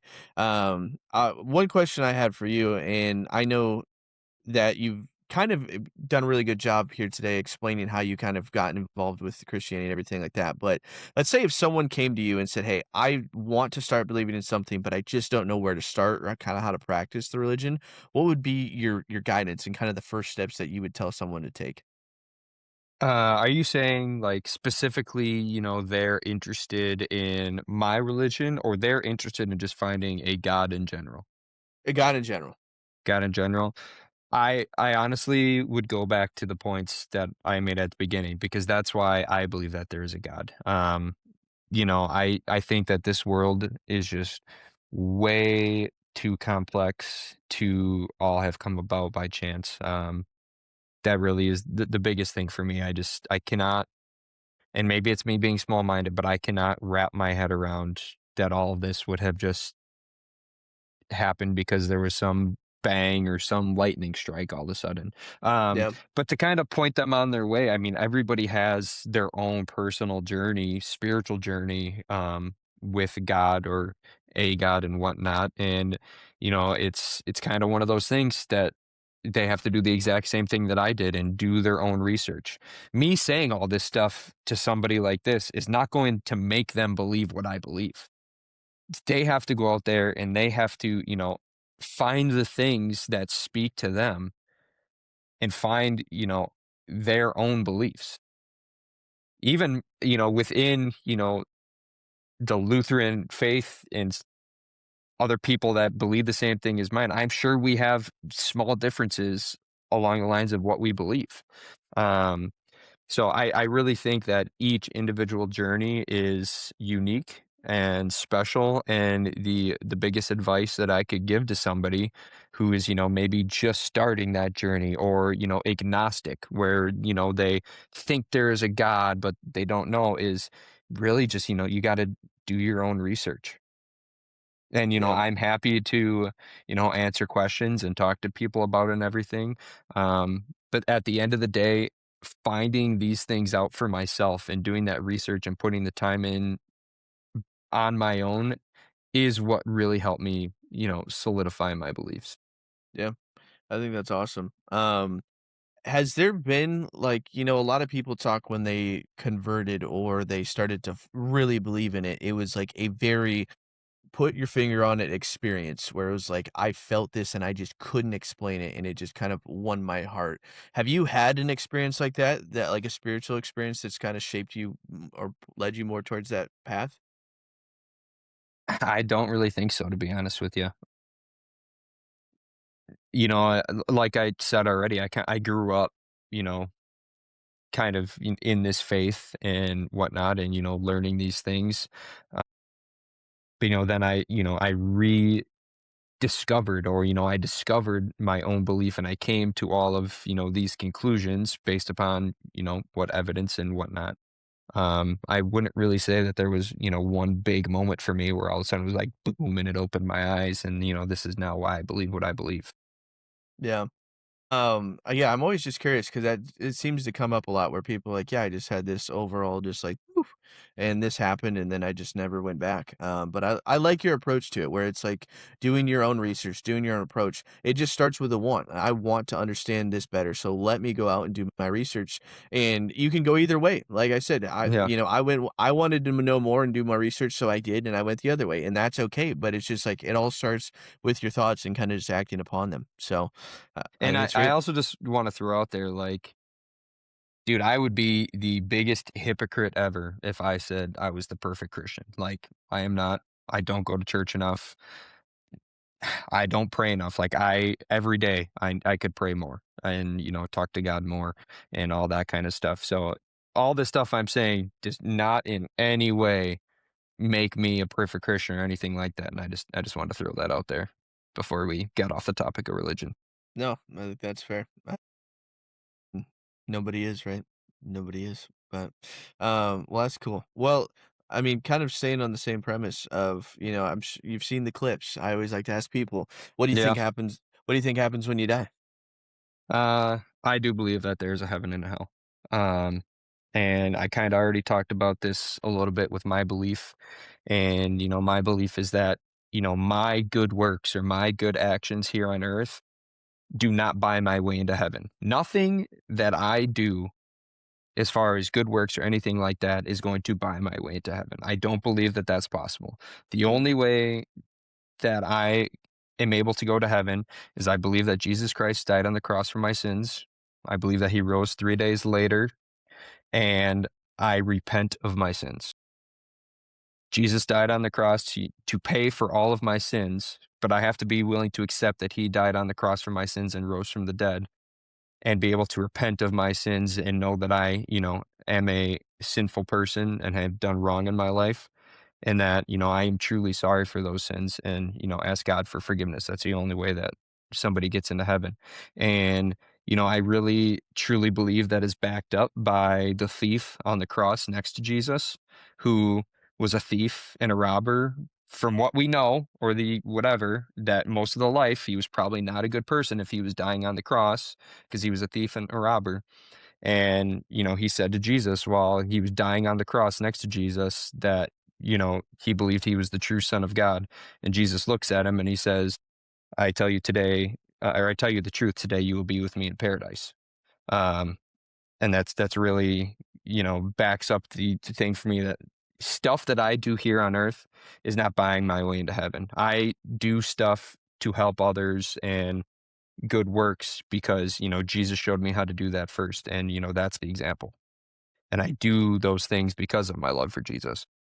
yeah, and I love that answer, because, yeah, I think that and I've voiced my opinions about it before where I think it's a scapegoat for a lot of people is just like, "Oh, well, I gave all my money away before I died, so I must be a good Yeah. person, so I'm going to heaven." It's just No. like, that don't use it as a scapegoat. I much rather appreciate that ideology of, "Yes, because I embodied you, that's 'cause I who I wanted to be, but I'm going to heaven because it's, the beliefs that I have." What do you think heaven looks like then? Or what do you think Oh, hell looks dude. like? Dude, that is a great question. That is an excellent question that I have thought about before, and there's not a good answer. The only thing we know about heaven is that it's paradise. That's what Jesus said on the cross. So, maybe it's, you get up there and it's whatever paradise is to you. And Yeah. I say up there. Is heaven up there? Is it like what? I Where is mean, it? Yeah, exactly. But man, all I know is that it's described as perfect in paradise. So maybe that for me is, sipping a pina colada on the beach with the ocean lapping in the background, laying next to my wife. I don't know, I man. don't know. I don't know, but I tell you what, someday when I get there, I'm gonna be happy to be there if I'm blessed enough to get there. So, Yeah. and hell, man, is just described as eternal damnation. So it's the only thing that I can think hell would be is just whatever we think hell on earth here is, take it times 10, and that's what hell is. I actually had somebody in my comments, kind of explain his perspective on it, which I thought was Yeah. cool, but they I would base love, yeah, please tell me, because I love these Y conversations. yeah, and so basically he said, more or less, I don't know what medical procedure he went through, but he tried to claim that, yes, he was technically dead, didn't have a pulse for 3 minutes, and then came back, and what he experienced was nothing but black, and just darkness, and didn't get to see anything, and to my eyes, or to my thoughts, I was like, "Well, maybe that's what hell is." Maybe it's Burns talks about it, it's the absence of God and not having him in your life. Maybe that's what it is. If you've gone this whole eternity or your whole life with an absence of him, then that's what you get when you die. And Yeah. versus when people say they believed in God the whole time and then they have a similar experience, they're like, "Oh yeah, we got to go see the big man upstairs, all this other thing." And it's like maybe that's what it is when it comes down to is that it's just like if whatever you believe in, that's what happens when it's gone. And Kuba liked to talk, he said rigor mortis, which I know is talked a lot about in the medical community where people just that you have the neurons firing for whatever time period is after you're medically dead, and maybe that is heaven or hell. Maybe that's your final moments as a conscious being playing back those memories or putting it into a different perspective that gives you that perspective. And then that's why when people actually get brought back to life and they're like, oh my God, I saw this. And, maybe it was because the neurons were just firing off that specific image. Because, there's that super popular where everyone says the most important people in your life get flashed, like a slideshow in front of you before you die. Um, Maybe that's what it is. Could be. So Could be. Maybe, when people flatline on the operating table or whatever it is, you know, maybe that blackness, they're just seeing that blackness if they're blessed enough to come back because their soul hasn't left their body yet. Like, God knows that, this person's coming back to life. Their soul's not going to leave their body. So their soul is still in their body. That's why they're only seeing black. And then they get brought back. I don't know. Nobody knows. Darian, can you please grab her? Hi, hi, Freya. She's pounding on the door screaming "Dada," which is Yeah. cute, but yes. Um, no, man, it's so cool, and it's just one of those topics we'll never know until we know, right? You will not know until you meet death, and death just says this is what it has for you. And we all get to go through it. Every single living organism on this planet gets to go through that experience, and so I think that's why everyone gets an opinion is because everybody gets to go through it. So Yeah. just crazy. But Yeah. kind of, go Sorry, ahead. not to get too far ahead, but I had another thought to, a person who's like starting their spiritual journey or whatever. Um, I would really say to them, if they're interested in Christianity or whatever, just read the Bible, man. Just read the Bible. Like, even if you read all the way through it and you decide that, that's not what you want to believe, you didn't lose anything reading the Bible. There's a lot of good shit in there for, how somebody should, live their life and do whatever. But really read the Bible and come to your own conclusions about that stuff before you try going to someone else to have them tell you about it. Sorry, I just thought of that while we were talking about the No, heaven and hell thing. um, it's not the easiest read on the planet, I'll tell you that much, It, but it gives you some good life lessons. And like hey I man, said, some things in life aren't easy, but they're damn good. that's right, that's right. And like I always say, I am the person, I have the morals, the beliefs, and everything I am today because of Christianity. So I can't ever spite it for that.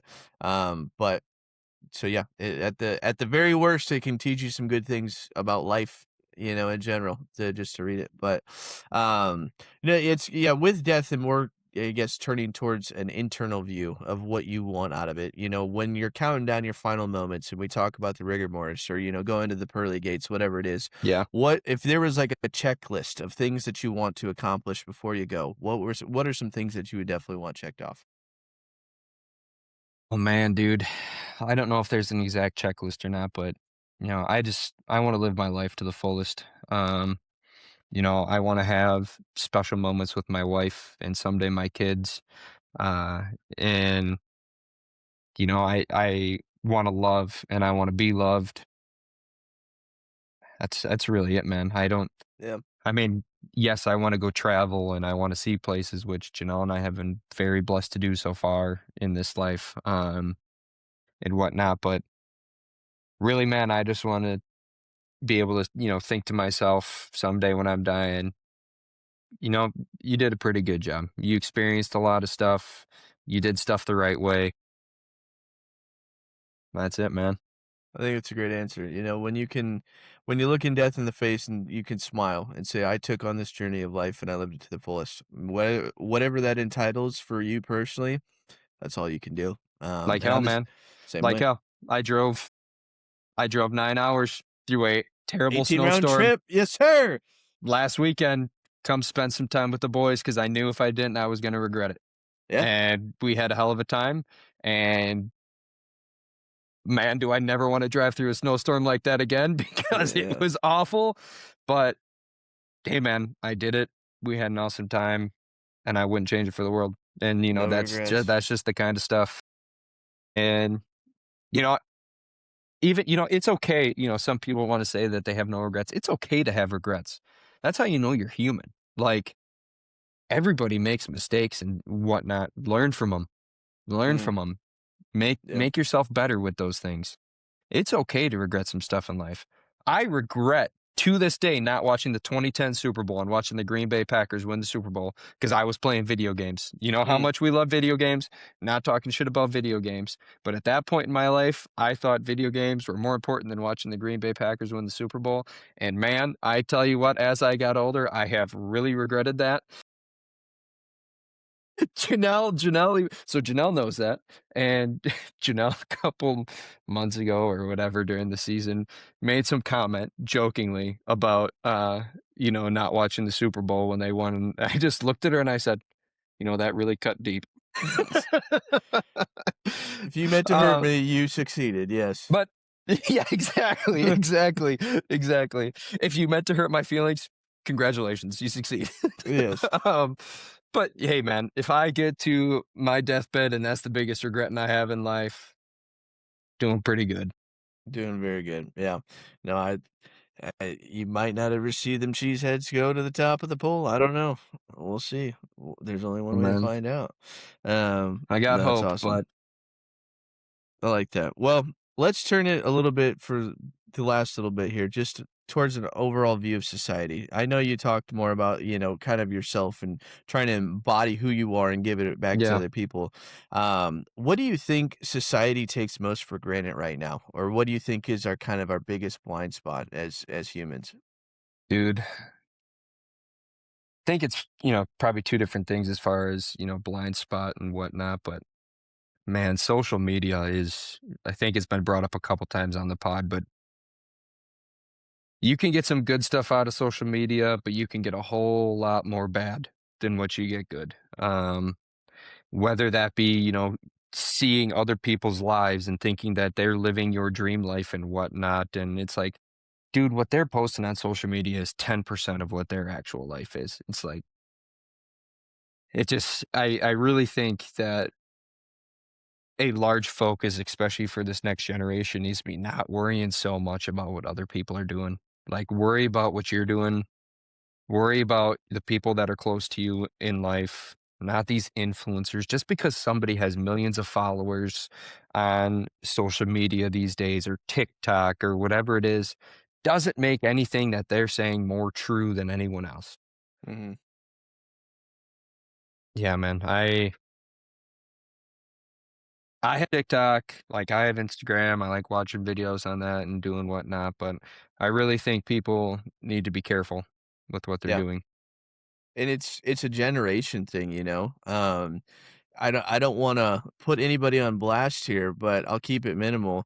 One of Darian's, we'll just say family members, mentioned the other day that they can't eat food without having a device on or, like, having somebody else's voice in their ear, and it's Yeah, not to their own fault, but it's just like this generation is literally growing on the idea that their phone or somebody has to be talking at all times for them to get peace, and it's like, that's crazy to me, yeah, It's like, and even I find myself sometimes too where it's like I need music on or something like this, but it's like, I don't know if you haven't experienced it where you can sit in dead silence and be at peace with what life is giving you or just in that moment, you haven't felt real peace. You haven't felt that mhm, euphoric feeling. And so I think a lot of people have never experienced that. And I yeah, don't know when they will because, yeah, we're living in this day and age where it's like, and I'm guilty as fuck of it. I got an iPad in front of me, I got 2 phones next to me, a computer,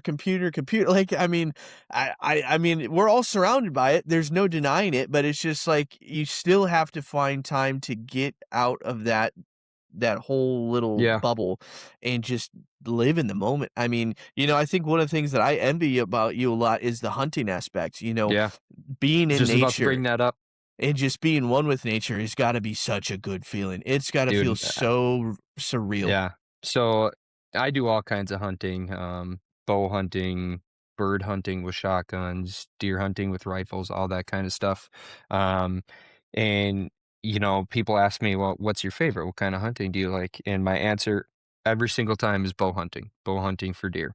Um, and I can confidently tell you that is not because I am hunting deer. It is not because I'm sitting in a tree stand. It is none of that. It is because it is the most peaceful environment out of anything that I do. I can go out there, get up in my stand, sit there, and man, some days it is silent, silent in the woods. There not a Mhm, bird, not a squirrel, nothing. And while those days can be eerie, there's also the days where, man, you can just sit there and you can think about stuff. Or if you have the ability, and I feel really sorry for people who don't have this ability, just shut your brain off. Like you're awake, but man, just thinking about nothing, just immerse yourself in that environment and really just relax, man. Like that is the reason I love bow hunting so much is, you know, I I worked in some of the most intense places as a nurse that I could work being at, in children's in the trauma surgical ICU and at children's in the cardiovascular OR. Man, that was my therapy during those times. Getting out to go sit out in the fall and just be by myself for hours, sometimes the entire day. Wake up at 5:30, get out to my stand before 6, sit there until after 6 at night. Sit mhm. there the whole day just by myself, just be able to think through my own thoughts. Tell you what, you can discover yourself a lot about yourself being out there and having that time by yourself. But yeah, it's really interesting about the whole, being able to shut your mind off saying, I'll be driving somewhere with Janelle or whatever, and I'll drive for like 3 hours and not say a word. And she'll look over at me and go, what are you thinking about? And I turn and look at her and I go, nothing. And she's like, how are you not thinking about anything? I'm like, I'm not thinking about anything. I just driving, looking around, like I'm not thinking about anything. Dude, I can't stress enough, I don't think there's I can't put a number on it, but I do not think there's very many people that can get to that point, or that have things in their life that can get them to the point, and I can say that confidently because I didn't find it until I found my religion. I did not find peace with myself in just my earthly surroundings until I could finally meditate and meditate properly. I can still think about it, when I'm going through all this medical shit right now, when I'm like at my most stressed or anxious point, I go back to the specific moments of when I found the clarity. And it was in Oregon when I was on a beach, and it was the first time truly my brain went flatline. There was not a thought in my brain, there was nothing, but truthfully, I was just a living organism on that beach, listening to the waves, the birds, everything, and when you can get to that point, whoo, I mean, you're chasing that dragon forever after Yep. that, dude. It's crazy. So it's just like if when you can find something like that in your life, and I encourage everyone to try and hunt that and find something where you can be sitting there doing fucking nothing, having nothing going on, and you are just happier than a clam and just relief, just stressless. So Yeah, I think that's awesome, and everybody has different. For you, it's going out and trying to kill shit. For me, it's just sitting on a beach. yeah. It's everybody's got But, their thing. So I think it's, it's similar though, like, you say you go out and kill shit, but it's like, dude, the amount of times I go out and bow hunt and actually kill do something nothing. is Yeah, very minimal. seldom, very Yeah. seldom. I mean, and don't get me wrong, when that nice buck walks in or whatnot, I'm shaking. Like, the adrenaline's flowing, and, like, that is an awesome feeling, and I'm not gonna say that I don't bow hunt for that reason because obviously that is one of the reasons, and that rush you get, not even killing the animal, just having one come in close enough where you could potentially kill it is Mm, just it's a very, very, very hard feeling to get that adrenaline rush, that you have in that moment where, I mean, they call it buck fever, and it is a mm, real thing. You legitimately cannot control your shaking. Like, it's nuts. Um, that's one. but like you were saying, just sitting on the beach doing whatever, it's very similar to, me sitting in a bow stand. Like, that's just where you can find peace. Yeah, People gotta be able to find a spot where they can find peace. you got to, Um, man. and back to, when people were asking me about what my favorite type of hunting was, and that reason, it's like, yeah, those buddies love, duck hunting more because it's more action packed and it's more fun and you can talk out loud and have fun with your buddies and do all this stuff. Where, so like they're hunting to go and have that experience of fun, whereas Mhm. I'm going out to have fun, but I'm also going out to decompress and That's have therapy. time to myself. Yeah, it's therapy. And, Yeah. you know, therapy is different for every single person out there. Therapy for me is going out in the woods by myself and, relaxing and doing whatnot. Therapy for other people is talking to somebody. Yeah. Doesn't even have to be a therapist. Talking to somebody like we are right now, that's therapy for some people. Therapy for some people is praying to their God. Like, there's all different kinds of therapy out there, and, I would really recommend to somebody who hasn't found what their therapy is yet to really find that out for themselves. Because, man, once you find that, it makes a big difference in your life. And only you can find it, right? I mean, Yep. you could go on a list of Google and it'll give you 1,000 ways to be therapeutic, and maybe none of them work, you know? Yeah. So it's a lot of trial and error. So people, yeah, going through a struggling period or they just can't figure out their emotions. And that's why I like to talk about emotions a lot, is because I think it takes a lot of exploration and trying to figure out what kind of calms you down and settles your nerves, to be able to handle those Yeah. emotions and handle those feelings. So Yeah. During, crazy. like, these winter months and whatnot, and I've talked to Janelle about this, my therapy is playing video games with the boys.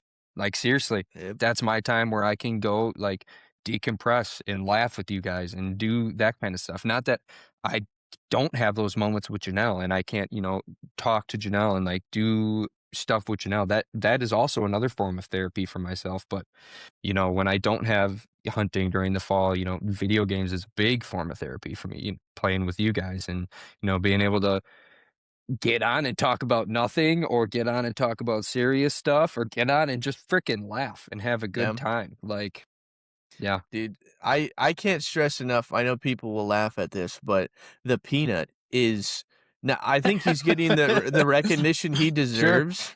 But Yeah. like, man, when you talk about connecting and just laughing over things like that, it's like you can take some of the simplest things in life and just laugh about it.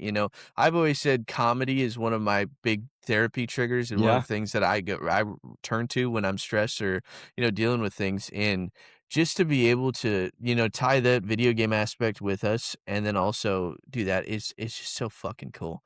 I don't know. I think when you find somebody who can do that, I think it's really cool. Good night, sweetie. Okay. Um, yeah, that's fun.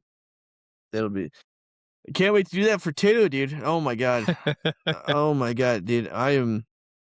We're getting down to the closing moments. So Yeah. I It's mean, coming up. honestly, every single night, me and Darren are just like, "I hope you enjoyed the day with just Freya because it's never gonna be like that again." I'm like, "I Yep. know," which is fucking crazy. Mhm. Um, as when You're Freya was you're in a first born. you're in a 2-and-1 two on one zone right now. Pretty soon you're going Yeah, man to man. we're going man defense, and I'm gonna lose a lot of battles. Then I know you guys aren't planning on it, but if you get to 3, then it's a whole different zone defense. Hey, the only way we get to 3 is if the doctor fucks up, so I'm suing if that's the case. Fuck that. Um, no, it's you don't because when you first going into it and you're like, "Oh, this is the last time me and my wife are gonna be alone," in the Yeah, last couple times, and then now it's like, you get so used to you 3, and now it's like, "Oh, now we're gonna this is the last time we're gonna be us 3 ever," and then, yep, so it's such a weird feeling because, like, we talk a lot about, like, death, and, we all know death's coming no matter what we do, right? It's just yep, gonna happen, but it's just like when finally you get to that end point where it's like, "Oh, this is happening no matter what I do. This is going down." It's yeah, a weird feeling. It's an yeah. eerie feeling in a good way. It's a good thing. And we're very excited and blessed. It's just like it's a It's weird nervous feeling. excitement. It's nervous Yes, it's excitement. it's very weird. Yeah. So yeah, I can't say I'm a blessed man. That's all I know. But I think it's time for the bonus question, and I know I hopefully you've taken as good as notes about the bonus question as you have for Oh, everything man, else. dude. Well, let's get into it. How do you think the pyramids were built, or who Yeah, do you think built them? yeah, dude. So, obviously, I know this question's coming. I listen to all the podcasts and everything like Yes. that, and, I dug a little bit into it and whatnot, but I did wanna, like, still have a, like, true, genuine answer for you about what I think, happened and whatnot. Uh, and to be honest with you, I don't have a good example. I cannot come up with a good one. The closest thing to or the closest thing that I can wrap my mind around is that we know in the past that there were bigger people, like mentioned in the Bible. Not only in the Bible, there's also archaeological findings like David versus Goliath. Goliath was, mentioned to be over 8 feet tall or whatever it was. And, we found skeletal remains of people that were that big. So I don't think it's out of the realm. And I think it's also been kind of proven, or not proven, but the theory is that it wasn't slaves. If you go with the theory that man made it, the theory now is not that slaves built it. It was skilled labor that built the pyramids now. And I think if you're going to go that route, you could also go the route and say, hey, like if this was skilled labor, whether it was forced skilled labor or paid skilled labor, like there is a possibility that these were not like us normal sized people. These were larger people that were able to move these stones with it's still going to take many multiple people to do this. Yeah. But maybe these were bigger people, more muscle mass. They were able to move these kind of things and, pull these stones that were huge. I also don't put it, past them that they also had, oxen or, different kinds of animals around that time in Egypt. Because who's to say that the climate in Egypt is the climate that's there now? Like, way That's back then. yeah. Like, No. the Earth right now, you wanna talk about global warming and all that stuff, look how much sea level has risen in the last 100 years. Like, who's to say that the climate there now is what it was back then and, different wildlife or whatever could have been tamed and also used to build these pyramids, um, and whatnot, through the pulley system and all that kind of stuff. So I guess if I really had to get down to brass tacks and choose how I believed it was built, I would say that humans did build it in one way or another.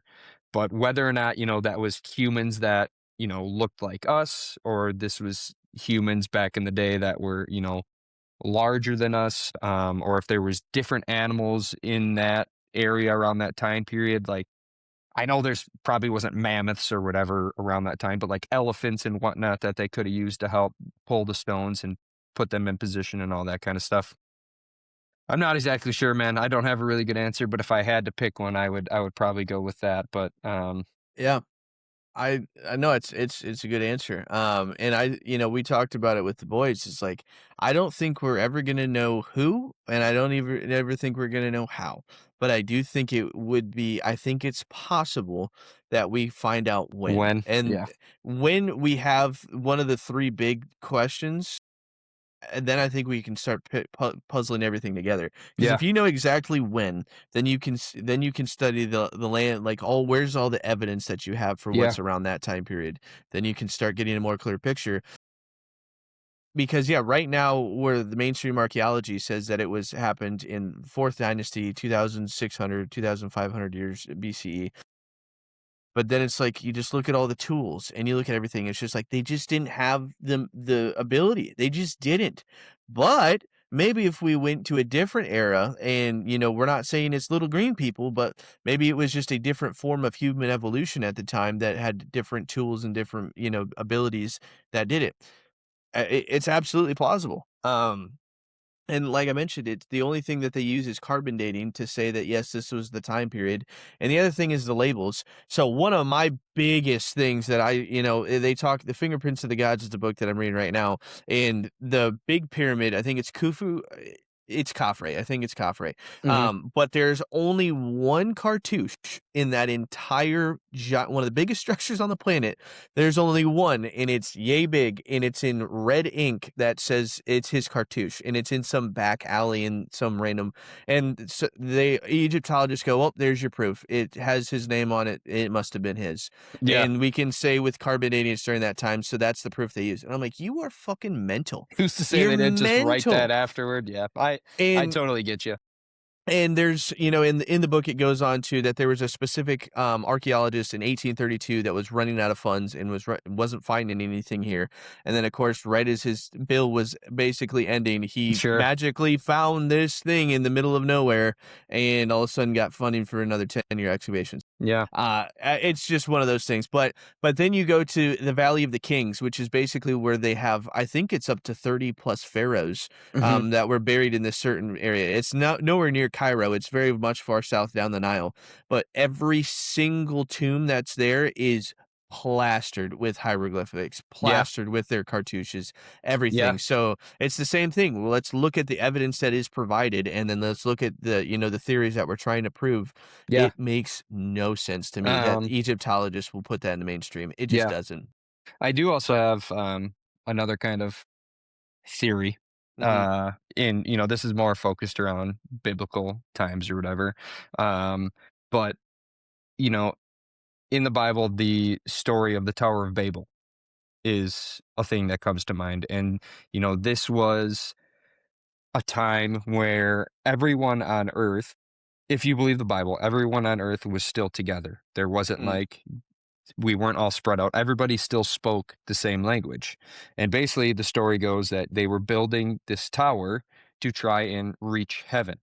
And God kind of, told them a couple times to stop, and they didn't listen. And this is where different languages come from, at least, biblically speaking, is God made them all start to speak different languages and everybody spread out. And in my mind, who's to say that, at a time when you had all these people congregated in this one area, that they didn't build something like that, like the pyramid? Yeah. And correct me if I'm wrong, but Egypt has a very strong tie to a lot of biblical things before Yeah, Christ was born, that's does it like, not? yeah, that whole Egypt, like Iraq, Iran, Israel, like that whole area, Middle East, North Africa, that whole area is very, very, very, very much involved in biblical teachings. Yeah, and I always like to look at it. Akhenaten was one of the pharaohs that was during his time. So he was the father of King Tut. Everybody's heard of King Tut because they found his tomb and all that other fun stuff. But he was the only pharaoh in that time that believed in only one secular God, like only one God, not Yeah, gods, so on and so forth. yeah, And he believed it more in like a Christian perspective. That was, I think it was 1600 BC. So yeah, 1600 years before Jesus was even born or even around. And yeah, so it's the ideology that had been around, but that was through, yeah, Judaism and so on and so forth. And so it's just building up. building up the evidence, building up the mindset until you finally get this explosion of, "Oh, his son came down," and so on and so forth. So, I always look at it from that Yeah. practical sense of it. But So, dude, it's cool. I totally believe that it is very possible that the Egyptians did not build it. I completely agree with you on that, that I it very well could have been there before the ancient Egyptians were there. Yeah, Um, I also love what you spoke about on past podcasts where, you know, as they built the first pyramid, the Great Pyramid, they took the leftovers and made the second one. And then they took the leftovers and made the third one. Like that would it's just make cool, bro. sense as Mhm. they, if they made it into a square and then chiseled it away or whatever they did in order to build it, that then it would just go into the next one and go into the next one. I thought that was an excellent theory. Um, and also carbon dating, I don't think is super reliable, at the end of the day for anything. Like Yeah. I don't really this is just a personal, in my opinion type thing. I really don't believe it's super reliable. Um, but also one thing I wanted to say before, we got off and done because a lot of people point to science and carbon dating and all this kind of stuff to like kind of disprove that the earth is only, 12,000 years old or whatever it is God very well could have created the earth with age.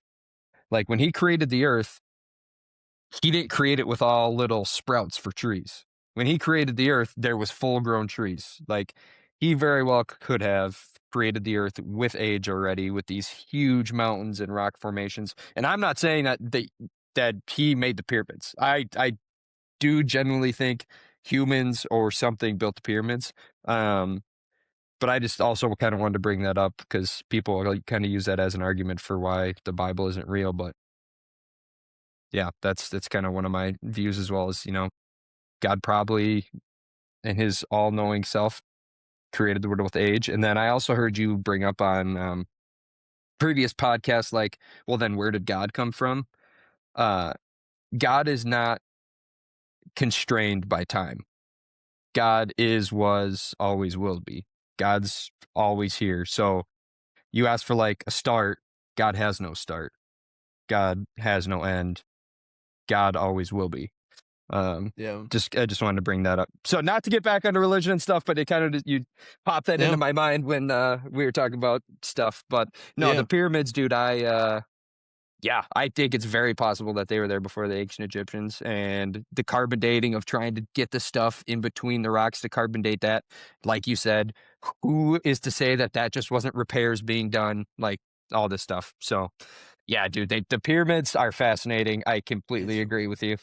it's wild. It's just my favorite thing to think about. Um, I love thinking about too, like there have you seen I'm sure you've seen all the stuff about like what's beneath the pyramids and there's like these like cylinders and stuff going down and now they're saying that they found this like big open cavernous area underneath the Great Pyramid that's like mhm. bigger than multiple football fields put together. It's like, dude, it's nuts.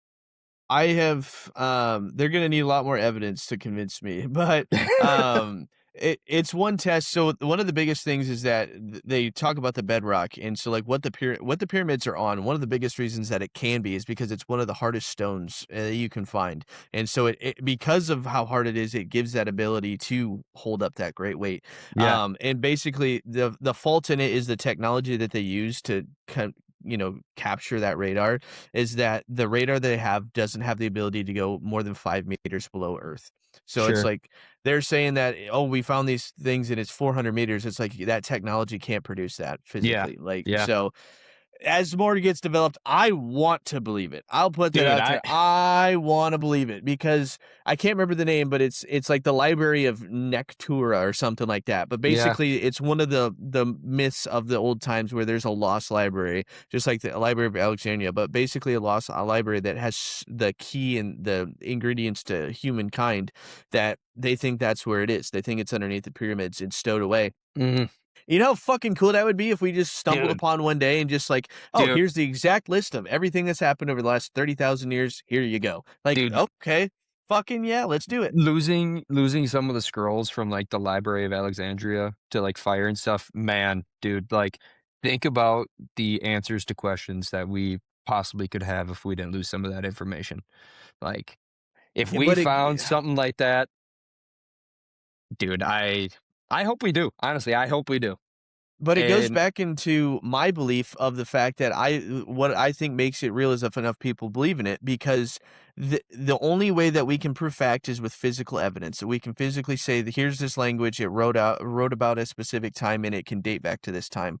But it's like, how many things in history have we lost to time because it wasn't put in physical form in writing or painting and then didn't hold over time? And maybe if we have all kinds of, they call it the King's List in Egypt, where they have it written all the way down to 31,000 years ago, or the Rosetta Stone tablet, where half of it's missing.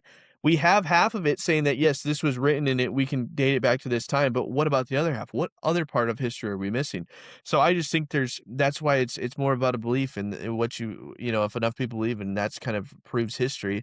Maybe not proves history, but that enough people believe it, because there's just so much missing evidence. There's so much missing evidence to prove any of these overarching things, and that's why I like to talk about it, because if I think if enough people believe it, then it kinda makes it real. yeah. I don't know. Man, you should have had a gummy before this. That would have made everything sound a lot more fluent, huh? No. That's what I said when I started this. I'm like, it's gonna sound like drunk talks. It's gonna sound like you're high, but that's the point. Is we need to have these conversations sober as none, because that's when our best thinking actually comes about. But no, You know I it's don't take awesome. gummies, come on. No, never done that. I'm sober as a nun all the time. Yes. No, I really appreciate you coming on, Sui, and actually, thank you so much for taking the time and really thinking Yeah, about it. I know you prepared for a long time, and I think this podcast has been excellent. It's been amazing. Like I said, the only thing that I wish to accomplish through this is not only to have experiences with the people that I care about most, but hopefully for someone out there to be able to hear it and get a new perspective on life, or just yeah, think about things that they've never had before. And I think that's kind of my footprint in yeah, the world, and I think that is yours too. So yeah. Yeah, I just wanted to, jot down some stuff before I came on because I didn't wanna do the podcast an injustice of, not being able to explain my stuff, and, everything that we went through already tonight is all stuff that I've already thought about and, gone through in my life, and, it's just my thoughts kinda put together, so, yeah, I appreciate you having me on, and it's always great talking to you, I love you, man. I love you too, buddy.